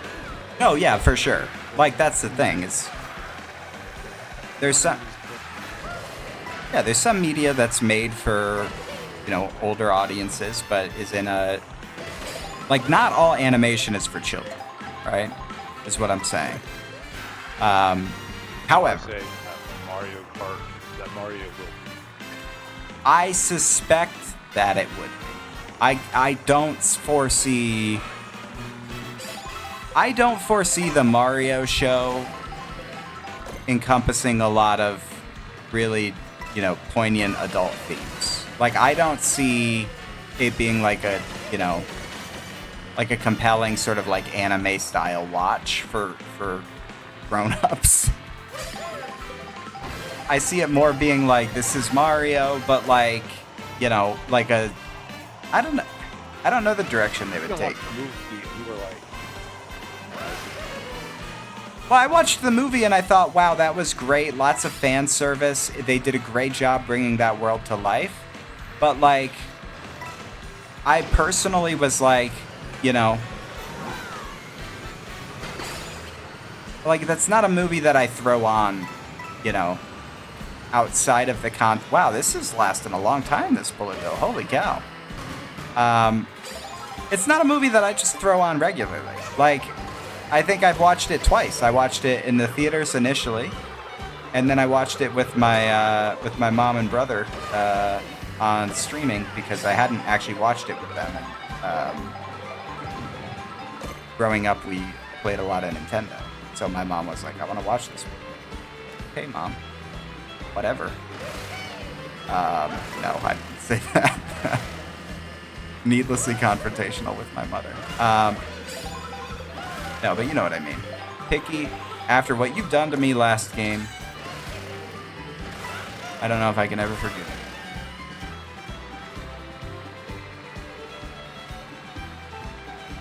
But so, I don't know. I mean, I don't know how they would do a general audience's Mario show, well, I feel like they accomplished.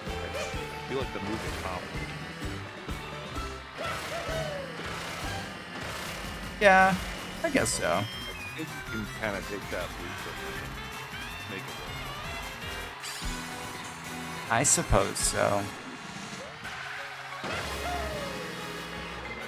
But I think the other movies suck. There's no live action No.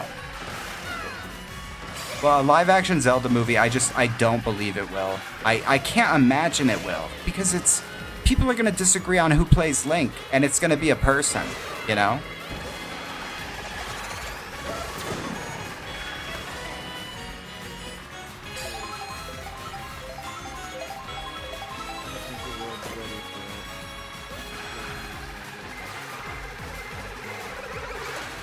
Well, I think you can do it. But you have to do it right. I mean, people if they're getting it, do it right. Like, you can make. I mean, Lord of the Rings is one of the biggest, most successful movies of all time. You can make a Zelda that's not that far from Lord of the Rings in a sense. That same audience that's into that fantasy world of Yeah. Lord of the Rings could easily be enticed into a Zelda world because it's not that far off. But yeah, you just really have to do it, and I think that giving it to Soda is a mistake because they're giving it to the same people they usually give their movies to, and people that they give their movies to are horrible because they never make a good movie. So we'll see. I think Miyamoto just came out like a month ago, 2 months ago, and said it was delayed. And I think it's because they're not satisfied with the script. Because they're writing a script, a bad script. I believe it. People to like get it to where it needs to be. And Miyamoto doesn't fuck around when it comes to Zelda, because I feel like Zelda for him is an important franchise, which is also like, I feel like it's hard to unpack the fact that Miyamoto is responsible for Donkey Kong, Mario, and Zelda. Like, that seems kind of fucking nuts. Like, just as a person to have done all of that is crazy. Obviously, Donkey Kong and Mario kind of came together, but like, to have invented those 3 games, it's like, dude, that's nuts. Did you see the quote recently that he had where he said that he doesn't consider his video games art, but a product? That sounds right, dude. That sounds like Nintendo, which is crazy because they're definitely art. Like fucking, what's it called? Like Tears of the Kingdom is 100% like beautiful art. But dude, Nintendo is such a weird company because they produce the best shit in the world and they seem upset about it. Like they are literally, they produce incredible pieces of like fucking modern, gaming culture. And then they're like, you want to play those games? Fuck you. Like our soundtracks? Well, maybe in 3 years. I did notice this, like the last week, maybe the last couple weeks, it seems like we've had more albums.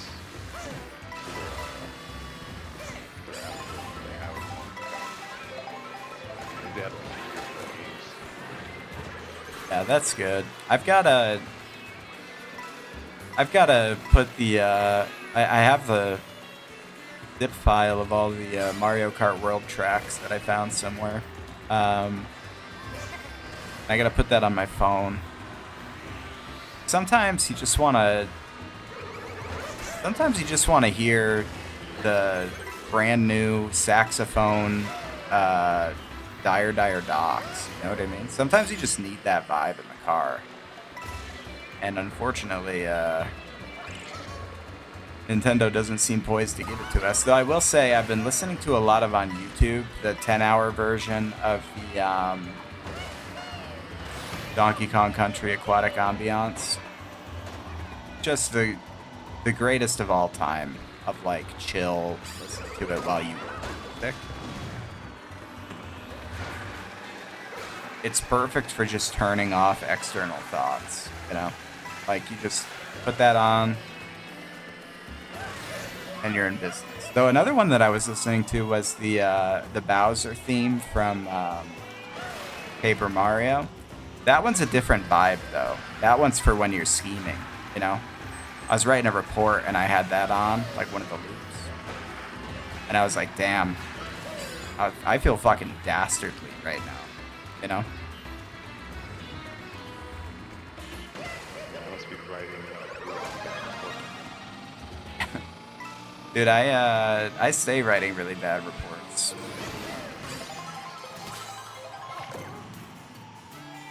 I'm really interested in looking forward to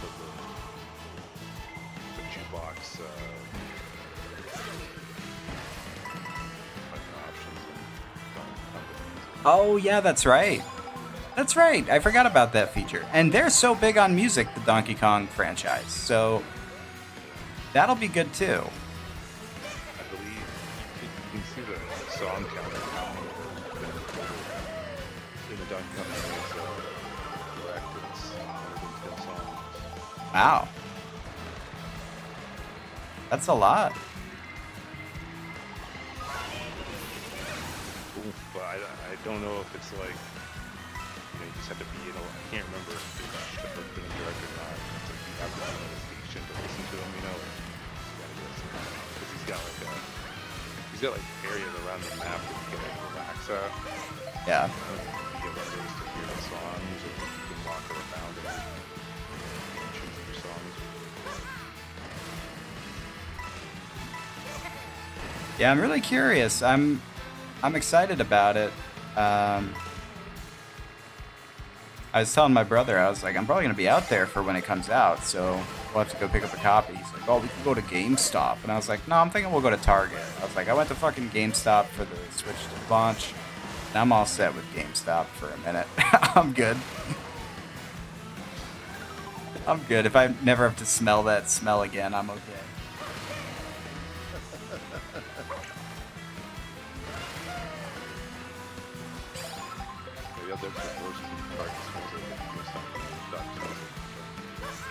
I know.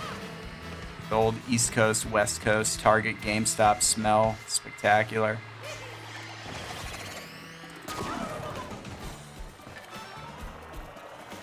How long is that plane ride? On the way out, it's about 4.5 hours. On the way back, it's probably closer to 5.5. The old jet stream. You know? You normally get a flight, no stops. Yeah, I just do the direct because JetBlue does a lot of direct. I fly into Boston. I could fly into Hartford, but it's so much more expensive, and there's usually a connecting flight. And for me, I don't like flying, and so, takeoff and landing. Well, mostly takeoff. Landing, I love. I'm like, hell yeah, it's over.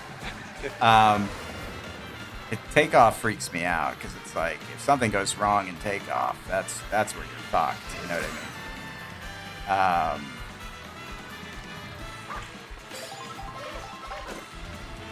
But yeah, so anyway, yeah. So I try to avoid connecting flights if possible. Well, I think it'll make it a lot easier to chill out because that'll be a funny thing to look for in the airport. It's like pilots talking to one another. And I'll be able to gaslight myself. Like, see, they're talking to one another. We're good. Obviously, I know that's no. You gotta, what you need to do is you need to find the pilot on the floor and ask if you can talk to them. Whoever you need to just do it.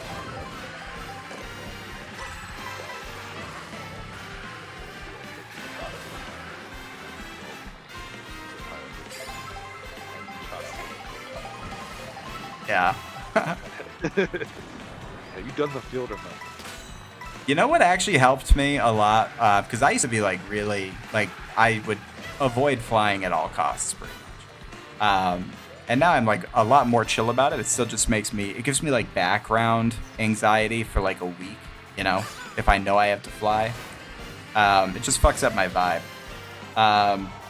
But what helped me was, if you can see your pilots walk onto the plane, and when I look at them and I'm like, oh, those are just some normal looking dudes. They look like they're trying to get home. You know what I mean? That's helpful because it's I feel like Go ahead. I would think the opposite. Oh no, see, I really do. For your pilot, you want to be think that they're the best people out there. You don't want to see them. You just want to not think that they're a normal person. You want to think that they're extremely perfect. If you look at them and go, oh, that's just another human. They're just like me. They can, I feel like you don't want to wait.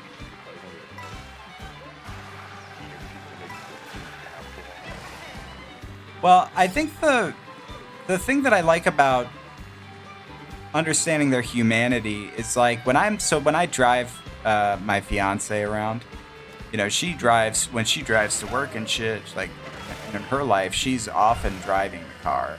And so when she's driving with me, she's always a little antsy because she's not used to really being driven outside of the times that I drive, which is like she often volunteers to drive. And so it's like the meme of like, you know, your girlfriend or your wife is like, you know, like she saved your life because if it weren't for her, you would have just driven into the back of every fucking vehicle you pass because she's like, oh my gosh, you know, slow down and like that sort of thing. And so, you know, what I tell her when she does stuff like that and she's like, oh, well, you know, you're going to hit that pole. I say, listen, you know, I am just as invested as making it home alive as you are. So, like, I need you to trust and believe that I'm not going to fucking drive directly into oncoming traffic. And so you don't need to remind me to use the brakes, right? Like, I know that, you know, if you weren't in the car with me right now, I don't think I would get into a tragic car accident that kills me. So, you know, I just need you to trust that. And so that's how I feel when I see, like, the pilot on the plane, is I'm like, okay, you know, this guy is as invested. You know, he's a normal-looking fella. I doubt he's, you know, not trying to get home. So, what would you see? What person could you see, or what could you see them do? Where you'd be like, oh, well, I'm fucked. If he looked like sketchy or like looked real disheveled, you know, or if he looked like he was like I don't know. If he looked like he hadn't slept in a few days, I would be concerned, you know. Okay. I don't know. I that's a great question, but I feel like it speaks to my trust in humanity that every pilot I've seen to this point, I'm like, oh yeah, this guy's locked in. Like he's gonna get us home. You know? So I don't know. It's a good question though. I'm more concerned about like TSA than I am anything to do with the flight. Like that's the thing I hate the most. Yeah, well, TSA is always fine. I think at this point, I'm just worried that they're gonna be like, "Do you have JD Vance memes on your phone?" You know. but if they do, I can't go anywhere anyway. So it's like, who cares? You know, fucking can't get on. All right, whatever. I'll drive, I guess. Better delete all those memes before you get on that plane. Well, you know, at a certain point, you just call the ACLU and fucking put your feet up and say, "Well, I'll wait for my settlement." I heard they're stopping it so you don't have to take out the shit anymore. I don't know when that's gonna take effect, but Yeah. Which makes sense because it's my understanding about the new machines, those ones that you step in and do the hands over your head situation, is that those can see pretty much everything. And the only reason the TSA can't just straight up see your junk is because it's like anonymized data. But like, I feel like if there was something to see, they would see it, you know? well, that's from the sick my mic. Like, I don't know. I'm like not unconvinced that they can't just fucking see. You know what I mean? I wouldn't be surprised. One thing that was nice, but also like confusing because it was inconsistent was a link somewhere. I want to say this. Let's go to you know, almost every time that I go through PSA, you know, they would take your electronics out of your bag. Anything that's bigger than or anything bigger than a maybe, so they can switch out and take from the Steam Deck out. So I think when I was bored of it, it's like you just leave your electronics in the bag, in the bag. In the bag, and you just have kind of, I'm guessing, newer scan technology, you don't have to take your electronic stuff anymore. So hopefully that's more. Yeah. Let's see this name. Iker Casillas Marquez says, when is the next time you're going to have an MK World open lobby again? So it's open right now. The code's at the top of the screen. And so if you want to join, you're welcome to. But the next time outside of tonight, it could be tomorrow or it could be like next week. I'm unfortunately going to have to probably travel out of state here, if not tomorrow, on Monday or Tuesday. So if I can, I'll do one tomorrow. But if I'm not on, I'll probably post to the what's it called? The community tab on my YouTube and give people an update on when I'm actually going out of town. So assume tomorrow, but very possibly not for like another week and a half, 2 weeks. Which will be a huge bummer because I'm having a lot of fun and I think we've got a good group of people. Hope they don't forget about us, X. Ellen, are you going to be on? Well, I think it depends. Ooh, get away from me. Because there's, obviously going to be a big gap of time between, when the services actually happen. And then after the fact, I'm probably going to have to help my mom, clean out my grandma's apartment and shit. So I don't know. I can't imagine more than like 2 weeks. I think 2 weeks would be pushing it. I would hope to keep the trip under 10 days. But that's a long fucking time, so I don't know. Hey, I'm bringing my Switch with me, though. Are you just taking those days off of work, or do you work during some of them? Well, I work remote, so I work remote for myself. So it's pretty easy to do shit from the computer, no matter where I am. Which is how I'm able to take all that time off. Not take it off, but how I'm able to go other places with that. Because right now I'm just doing a lot of plan writing. And so it's like if I have access to Google Docs, I can be working. So, yeah. But, god damn it.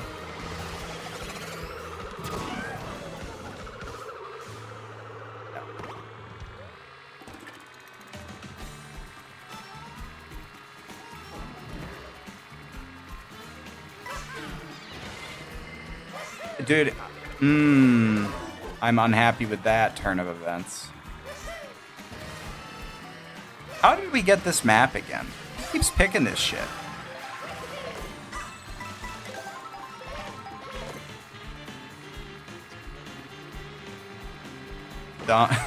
Staunton, get closer to the fucking... It's not even like that, it's just you sound... I know. I've been picking randoms. No, That's funny. This is like my third blue shell here. Yeah, you're getting slaughtered by this. There should be like a knob on your mic that make it so it picks up farther away.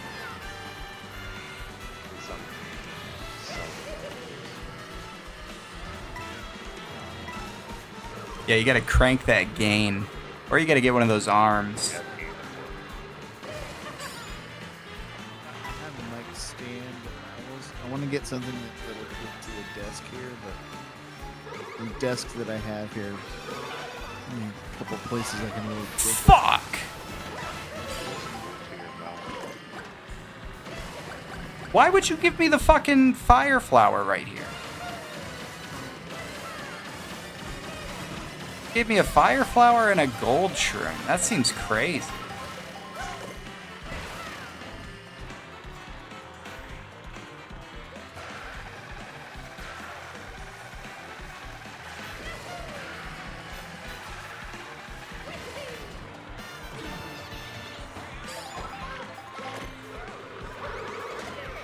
Ooh, that's a good item.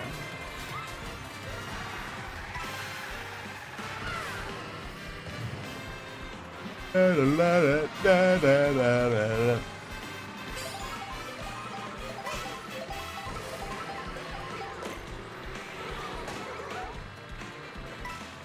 I did have I had a job interview that I think went really well, but it's with a company where I would have to go to an office 5 days a week.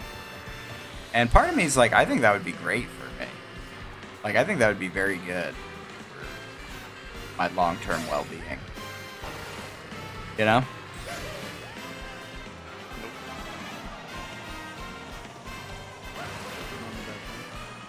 I feel like, what's it called? Like I get it that it's convenient if you haven't worked from home a lot. Like, working from home seems great, and I'm not saying it's not, but I haven't worked in an office now since what year? Since before COVID. I like left an office and never returned. And so I don't know. I couldn't tell you the last time I met a new person. No, I'm joking. But it will take some adjustment if you need that, you should just take your laptop to Starbucks and start chatting up. Yeah. No, well, this would be a very stable job, and it would be like, and that's sort of where I'm at in my life. Is it's like, listen, I can do like fun shit on the side as like a side hustle, but like, I'm about to be married. I gotta fucking buy a house, and I can't do this. I can't do that with like fucking on again, off again employment and fucking essentially what amounts to gig. You know, like it's too much going on.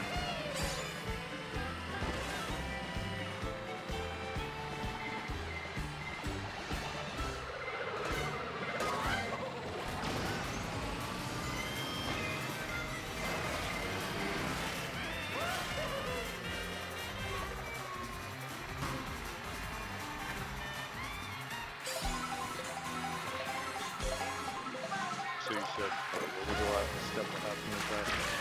You did an interview? Yeah, so I had a screener call, and they scheduled an interview for the very next day. And then I had the interview, and the interview went really well. And the guy liked me, I think, a lot. At one point, I said something, and he liked it so much, he wrote it down and said he was going to use it in the future.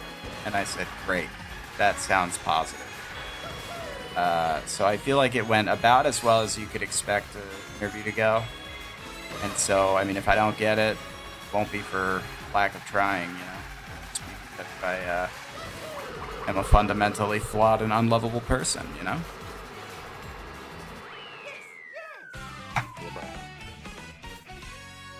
But no, I mean, I feel like I should get it as long as I don't fuck up the second interview. But they're like, it's a non-traditional second interview where you essentially, like, they tell you ahead of time, but you're supposed to make like a 10-minute PowerPoint presentation selling them on something, just like an idea, an object, whatever you want, and then you present it. And like, it sounds ridiculous, but doing all this Twitch streaming and stuff, like, my delivery into a fucking webcam / microphone is very strong. And so as long as I know what the fuck I'm talking about, like, I feel like it shouldn't be an issue to put together a competent, compelling presentation. You know, I just have to pick the topic, but even then, like, I have like a million topics that I feel like I'm really well knowledgeable about that would be, you know, acceptable for the task. So as long as I got the second round interview, I feel positive about my chances, but I don't know. We'll see. It'll be nice though. Fucking, if I get it, 9 to 5, health insurance. Are you kidding me? Health insurance?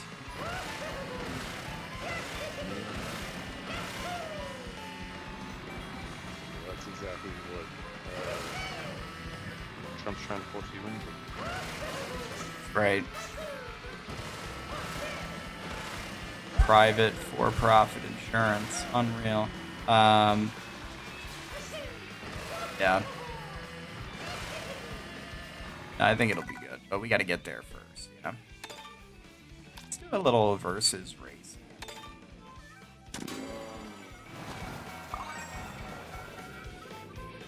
Then probably, I don't know, actually. That's a great question. I don't think super far. I would guess like half an hour at the most. But I'm also like, I'm unclear. It might be remote, like hybrid. And if it's hybrid, that's even better because it's like going to the office some days. Because I don't think I would need to be in the office for this job. It seems like a job that I could do from anywhere. So I feel like, and I could be wrong, but I think as soon as you get a job. no, because I have a job. I work from home, and it's like it's fine, you know. But it's not fulfilling because basically my job right now is trying to raise money to continue having a job, and so it's like not really that fun of a job. And so it feels very much so like a, like what's the allegory of the guy rolling the boulder up the hill? Like that's what it feels like. And I'm like, okay, well,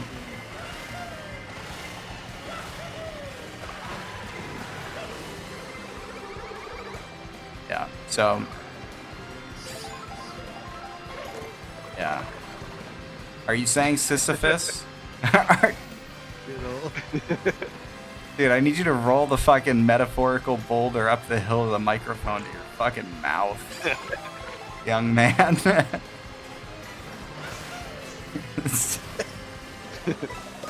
Because it sounds so good. Like, once you fix it, it sounds great.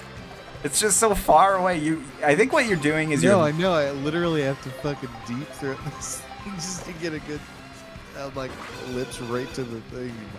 I'm afraid I'm going to chip my teeth. Yeah, dude, to get a word in.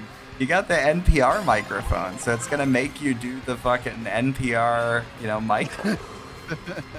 Yeah, I know. It's, very funny. Yeah, Shapeshifter Ships says some deep throating required. Also, Shapeshifter Ships, I don't know that I've heard from you in 1,000 years. Not in a negative way, just in a literal matter-of-fact kind of way. And I'm so glad to hear from you. It's good to see you, buddy. How have you been? I feel like I haven't seen you around the Discord either. Just a man on his own. You raid me every month or so. Yeah, but like, my fucking OBS never tells me when people raid me. It's the problem. Either that or I have incredibly short-term memory loss. But I appreciate that. I appreciate you. Been in places elsewhere. Well, that's good. Yeah, I think we've all kind of settled on the fact that the Discord is pretty dead. Outside of like the core group, you know.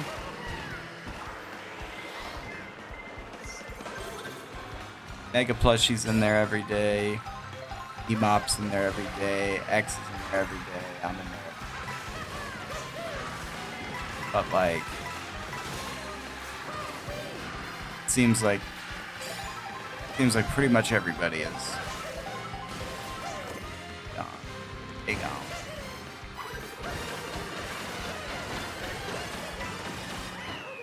Yeah, the Discord, the Patreon group has dwindled as well, but I don't know. I think it's partly because it's not as consistent as far as when stuff is going to come out. Like, yeah, they got their own things, so. Right, and that's the thing, is I think it's the content calendar from the Cream team has really become a little erratic, and I love them and they're all doing their own thing, and when they get together it's a wonderful thing. But it is at this point just functionally Case and Cassim, and it's like, yeah, so it's a different animal than it once was. But what's it called? Ships, you are getting married in November. When in November? Because I'm also getting married in November. So that's fun. November 2025 marriage buddies. You're not getting married to me, are you? Not us, is it? Early November. Dude, same. Early November. You guys should just share a wedding. Yeah, dude, let's collab. Let's collab.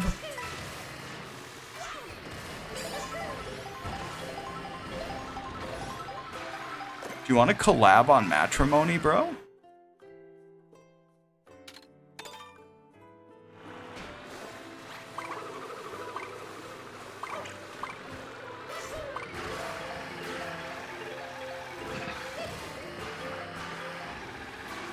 I think I'm just waiting for us to get rid of the ice cream GIF thing on the like the emblem thing of the person eating themselves made out of ice cream. That's Yeah. Get rid of. It's gonna. It's gonna become incredibly popular. It is one of those things where I feel like I often I'll go to open the Discord in public and I'll be worried that somebody's going to see the ice cream man over my shoulder. And so sometimes I just won't open it because of that. Oh man, I didn't make the shortcut. I won't open it because of that, because I'm like, man, I know that it's just a dude covered in ice cream. But, like, I can't explain that to a person who will never see me again, you know? You're gonna be like, this sick fuck was looking at some weird shit in line in front of me, you know?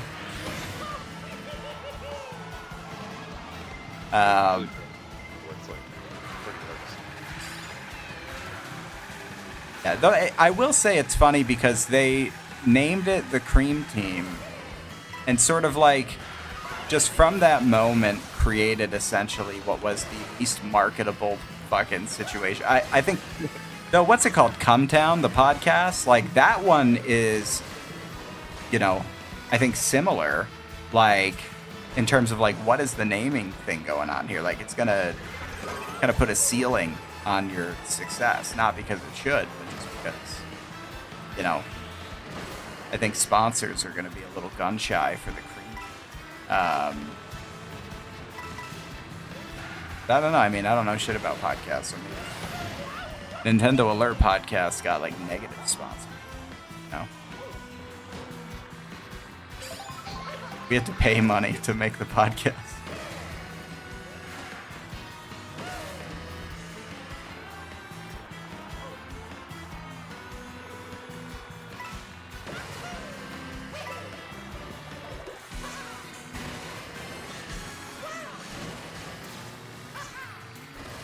Oh no.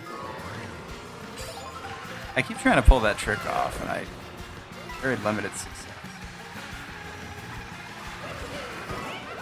God damn it, fucking Monty Mole, whatever the fuck your name is. They're like, no, that's Rocky Wrench.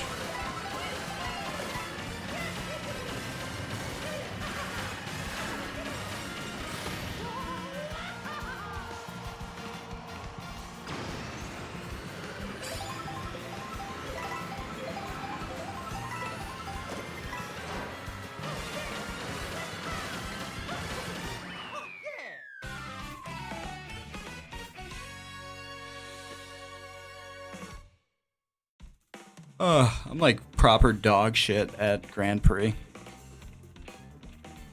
Who are you gonna get to be your Pauline? What do you mean? Who am I marrying? Are you trying to say Donkey Kong wants you married? Oh, I guess not Paul. Oh, you mean in the game? I don't know. I don't think I'm gonna play like 2-player, you know?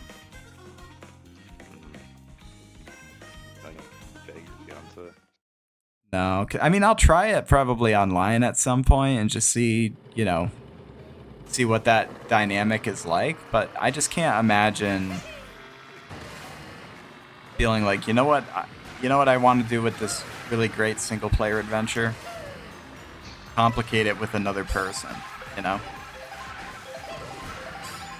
Have you ever done like Co-op Odyssey or Co-op Galaxy? No. No, like the Odyssey one, I feel like is particularly stupid. Why do you think it's more stupid than Galaxy? What was the Galaxy one again? But it's like the same thing. I would say probably lower. Just aim the screen and kind of pick up the star things. Oh yeah, that's dumb. That's the thing, is that's not really to play. They might as well have just kept it. They might as well have just kept it fucking. But you might find someone who gets some kind of weird enjoyment out of that. Why would I get enjoyment out of that? I said you might find someone who gets enjoyment of aiming at a screen and just like poking around while you're playing back with you. Yeah, that could be fun for my fiance. My fiance hates video games. Well, she doesn't hate them, but I feel like we played Mario Wonder, and she did not have a lovely time with that. Because I don't think she grew up playing video games like me and my brother did, and so some of the stuff that felt sort of automatic, I was struggling to teach, like the like when you're running in Mario Wonder, right? Like you're holding down, B and then, or Y rather, and then you're, holding B, or you're using B to jump, and you have to press like both buttons at the same time, but not, you know what I mean? And it's like, I don't know how to teach you how to do that.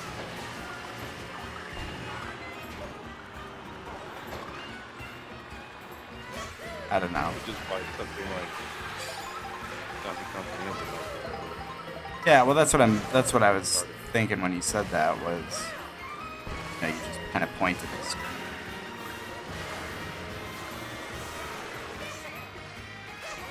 No! No! I almost pulled it off. We still have 2 more laps.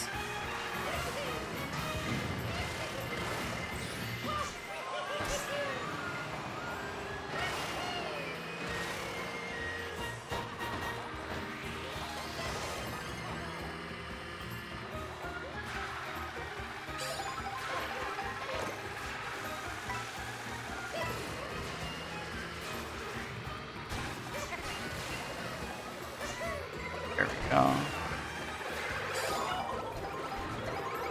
I don't know who just threw a shell at me. I need you to understand that's very rude, and I'm quite unhappy with that.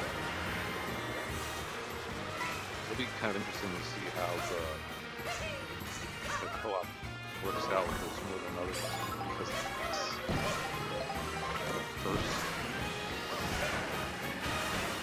the first online club game like that. It's also the first game share that's cross generation. Yeah, that's crazy.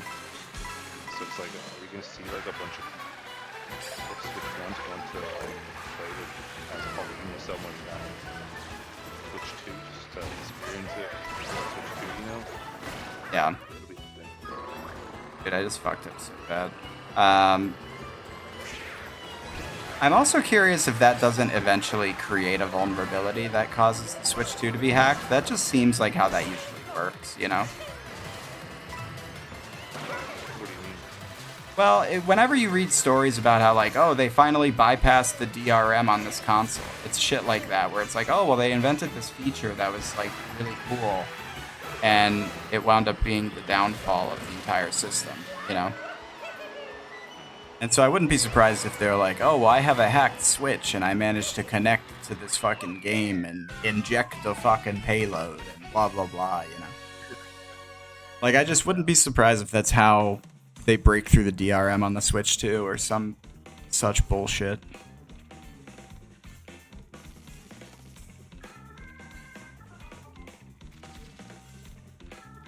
Oh, man. 9:36. I think I gotta go to bed, gang. It's a little late for me.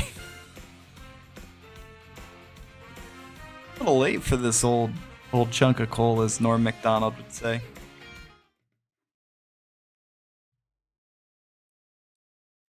Well, anyway, I will. I'll be on tomorrow night if I can be on tomorrow night. If I can't, I'll post about it. But in any case, Staunton, I need you to. I need you to hit the Amazon.com and get one of them arms. Yeah, I mean, Well, you get the Amazon Basics one. That's what I've been using it for a long time. I think I paid like maybe $20 for it, and it's just like a fucking telescoping arm that it connects to the edge of your desk. yeah. Yeah, that's I don't know. Also, not helping you too much. What's up? Like Quasimodo. Yeah. Well, that's the thing is my desk is just not convenient, so I still have to Quasimodo, unfortunately. I've got a full-on mic stand. I can move this wherever I want. It's super sensitive. I got to dial it in so that it's not outrageously loud when I'm up close, but like I can still sit a decent amount away, like inches away, and not feel like I'm so up on the mic. But yeah, I might also just look into another mic in general. 'Cause No. this is nice. It does have a really crisp sound because it's professional mic, but it's like best for stationary things, which I am not. Well, because I bet what's happening is you're leaning back, right, to get comfortable. Because Well, I have a new chair too, so I think that's part of it. I'm trying to also I think I'll back off from it because I'm trying to get a better view of the race, and then oh yeah, realize I'm feet away rather than inches. yeah. No, it's always tricky. That's the one thing I hate about it. You get a good mic, but it's not like part of me misses when everybody's mic quality was like Xbox 360 pack-in microphone. Because it was just so much easier. It's like either the microphone's working or it's not. And the instructions were the mic is too close to your face, or the mic is not close enough to your face, or why is the microphone in your fucking mouth? You know what I mean? Like, and so that was the extent of it, you know? So, I don't know, but now it's like everybody's got a different fucking setup, and some people have like fully professional shit, and then you're like, oh, well, I don't know how to troubleshoot that with you. You know, I didn't go to school for fucking audio engineering. Yeah. Yeah, but you go back to the 360 stuff and you're like, No, it would be very bad in 2025, dude. And that's the thing. And I hate to sound like an old man, that sort of thing, but I feel like kids who, you know, anyone below the age of like 25 probably just doesn't know the horrors of that little plastic, because you know the one I'm talking about, right? The gray microphone that came with every fucking 360, and it had the weird little connector. Like, that thing was so funny. Like, that was such a acceptable microphone at the time. And then that was the other thing, is it didn't have the game audio in it, you know? Like, you had the earpiece and you could hear your friends, but then you're just raw dogging the audio out of the television. And I remember... There were people who would go out and buy like turtle beaches. Yeah. It was such a foreign concept to me. The audio, like, you can hear the audio and the people talking in the speaker. That sounds like it would get annoying to me. Like, I couldn't imagine having to come with the same speaker. Dude, I'll never forget going to Best Buy and getting the Turtle Beach headset for like $120, and then unplugging the game audio because I was like, oh, that's too much. Like, legitimately, I only used it like one ear cup on, and I was like, wow, this is great. Like, I completely missed the point, but it's just so foreign to me at the time. And so, yeah, no, it's very funny that it's now unthinkable that you would hear the audio from the TV. I don't know. It's funny. But in any case, I was playing Xbox 360 on the fucking CRT, 19-inch CRT TV. Yeah. Fully fucking square aspect ratio. And that's part of why I'm so like, people are like, oh, it's not enough frames. I'm like, dude, honestly, I don't fucking care. I'm just like, I don't care. Like, I'm sure you're correct. Yeah, this game doesn't run at quite the fucking frame rate it could, but like, I had a black and white TV for a period of time. Like, it's just like, it wasn't even like an old TV. It was just like a black and white model fucking modern TV that must have been cheaper or something. And I remember fucking playing not modern games, but at the time modern games on that, and being like, yeah, this is sick. 360 or Yeah, probably like the OG Xbox. And so, you know, nothing crazy, but OG Xbox GameCube era in black and white, and kids are like, oh, I don't know what color this is. what's up? Did you just sitting there like, oh, I wonder what color this is? Or like, Yeah, well, we had, Or like, oh, I don't realize I'm supposed to do this because it's a color that's in like, because especially back in the day, like there was no like accessibility. Like, they just Right. see a color, and there's a lot of games that Yeah. utilize color to convey information. So I don't know how the hell you pulled that off. well, it was because I played, like, on the GameCube, what was I playing? I was playing, like, Mario Kart Double Dash, which made I think the shells were complicated, but you kind of got the, yeah. Like, is this a red shell or a, that's a perfect example. but the shades were different enough, you know what I mean? Yeah, it was weird. That wasn't a particularly long period of time, but it was long enough that I'm just like, comparison, you know, I'm sort of fine with frames 1080. Like, it's just like, that's fine. I would would I prefer 4K 60? Absolutely. Sure would. But like, it is what it is, you know? Also, you know, it's like the fact that the Switch is a mobile gaming console is still crazy to me. Because, and I know that you guys do as well, but like I remember the Game Boy being the primary sort of like mobile gaming solution. But then if you didn't have a Game Boy or it was out of batteries or whatever, and this is just straight up now me being like back in my day. But like back in my day, legitimately, the fucking mobile games on like old cell phones that were like tie-ins to big major game releases, and it was just not even a little bit the same game. Like, it was like some shitty JavaScript game that you played with like 3 buttons, and it was like, oh, this is Sonic and the Secret Rings, and then it was just like not. It was just like a shitty, almost like a Flash game, but worse. And you had to, like, the OG cell phone games were crazy bad, or like iPod games. Like, you haven't dealt with bad frame rate until you've tried to play Sonic the Hedgehog onto your iPod Nano 3. Like, it's just not sympathetic to the Switch 2 is underpowered. I just don't care. Anyway, well, that's my hot take of the day.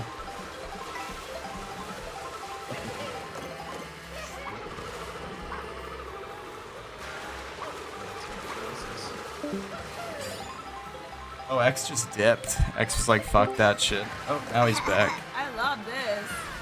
Damn, I was like, X was like, I'm out on that note. Anyway. Any final thoughts, boys? LeBron James. Well said. Well said. All right, I'm gonna go to bed. So, talk to you guys tomorrow.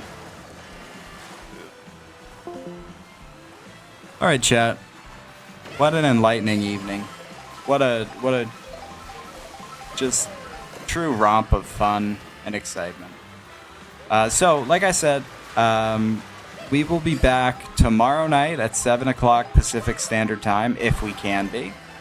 If I have to travel, I'll have to travel. And so I won't probably then be on for like another week or so. Maybe a little more than a week. Because, you know, family stuff comes first. And so you got to deal with shit like that when you get older.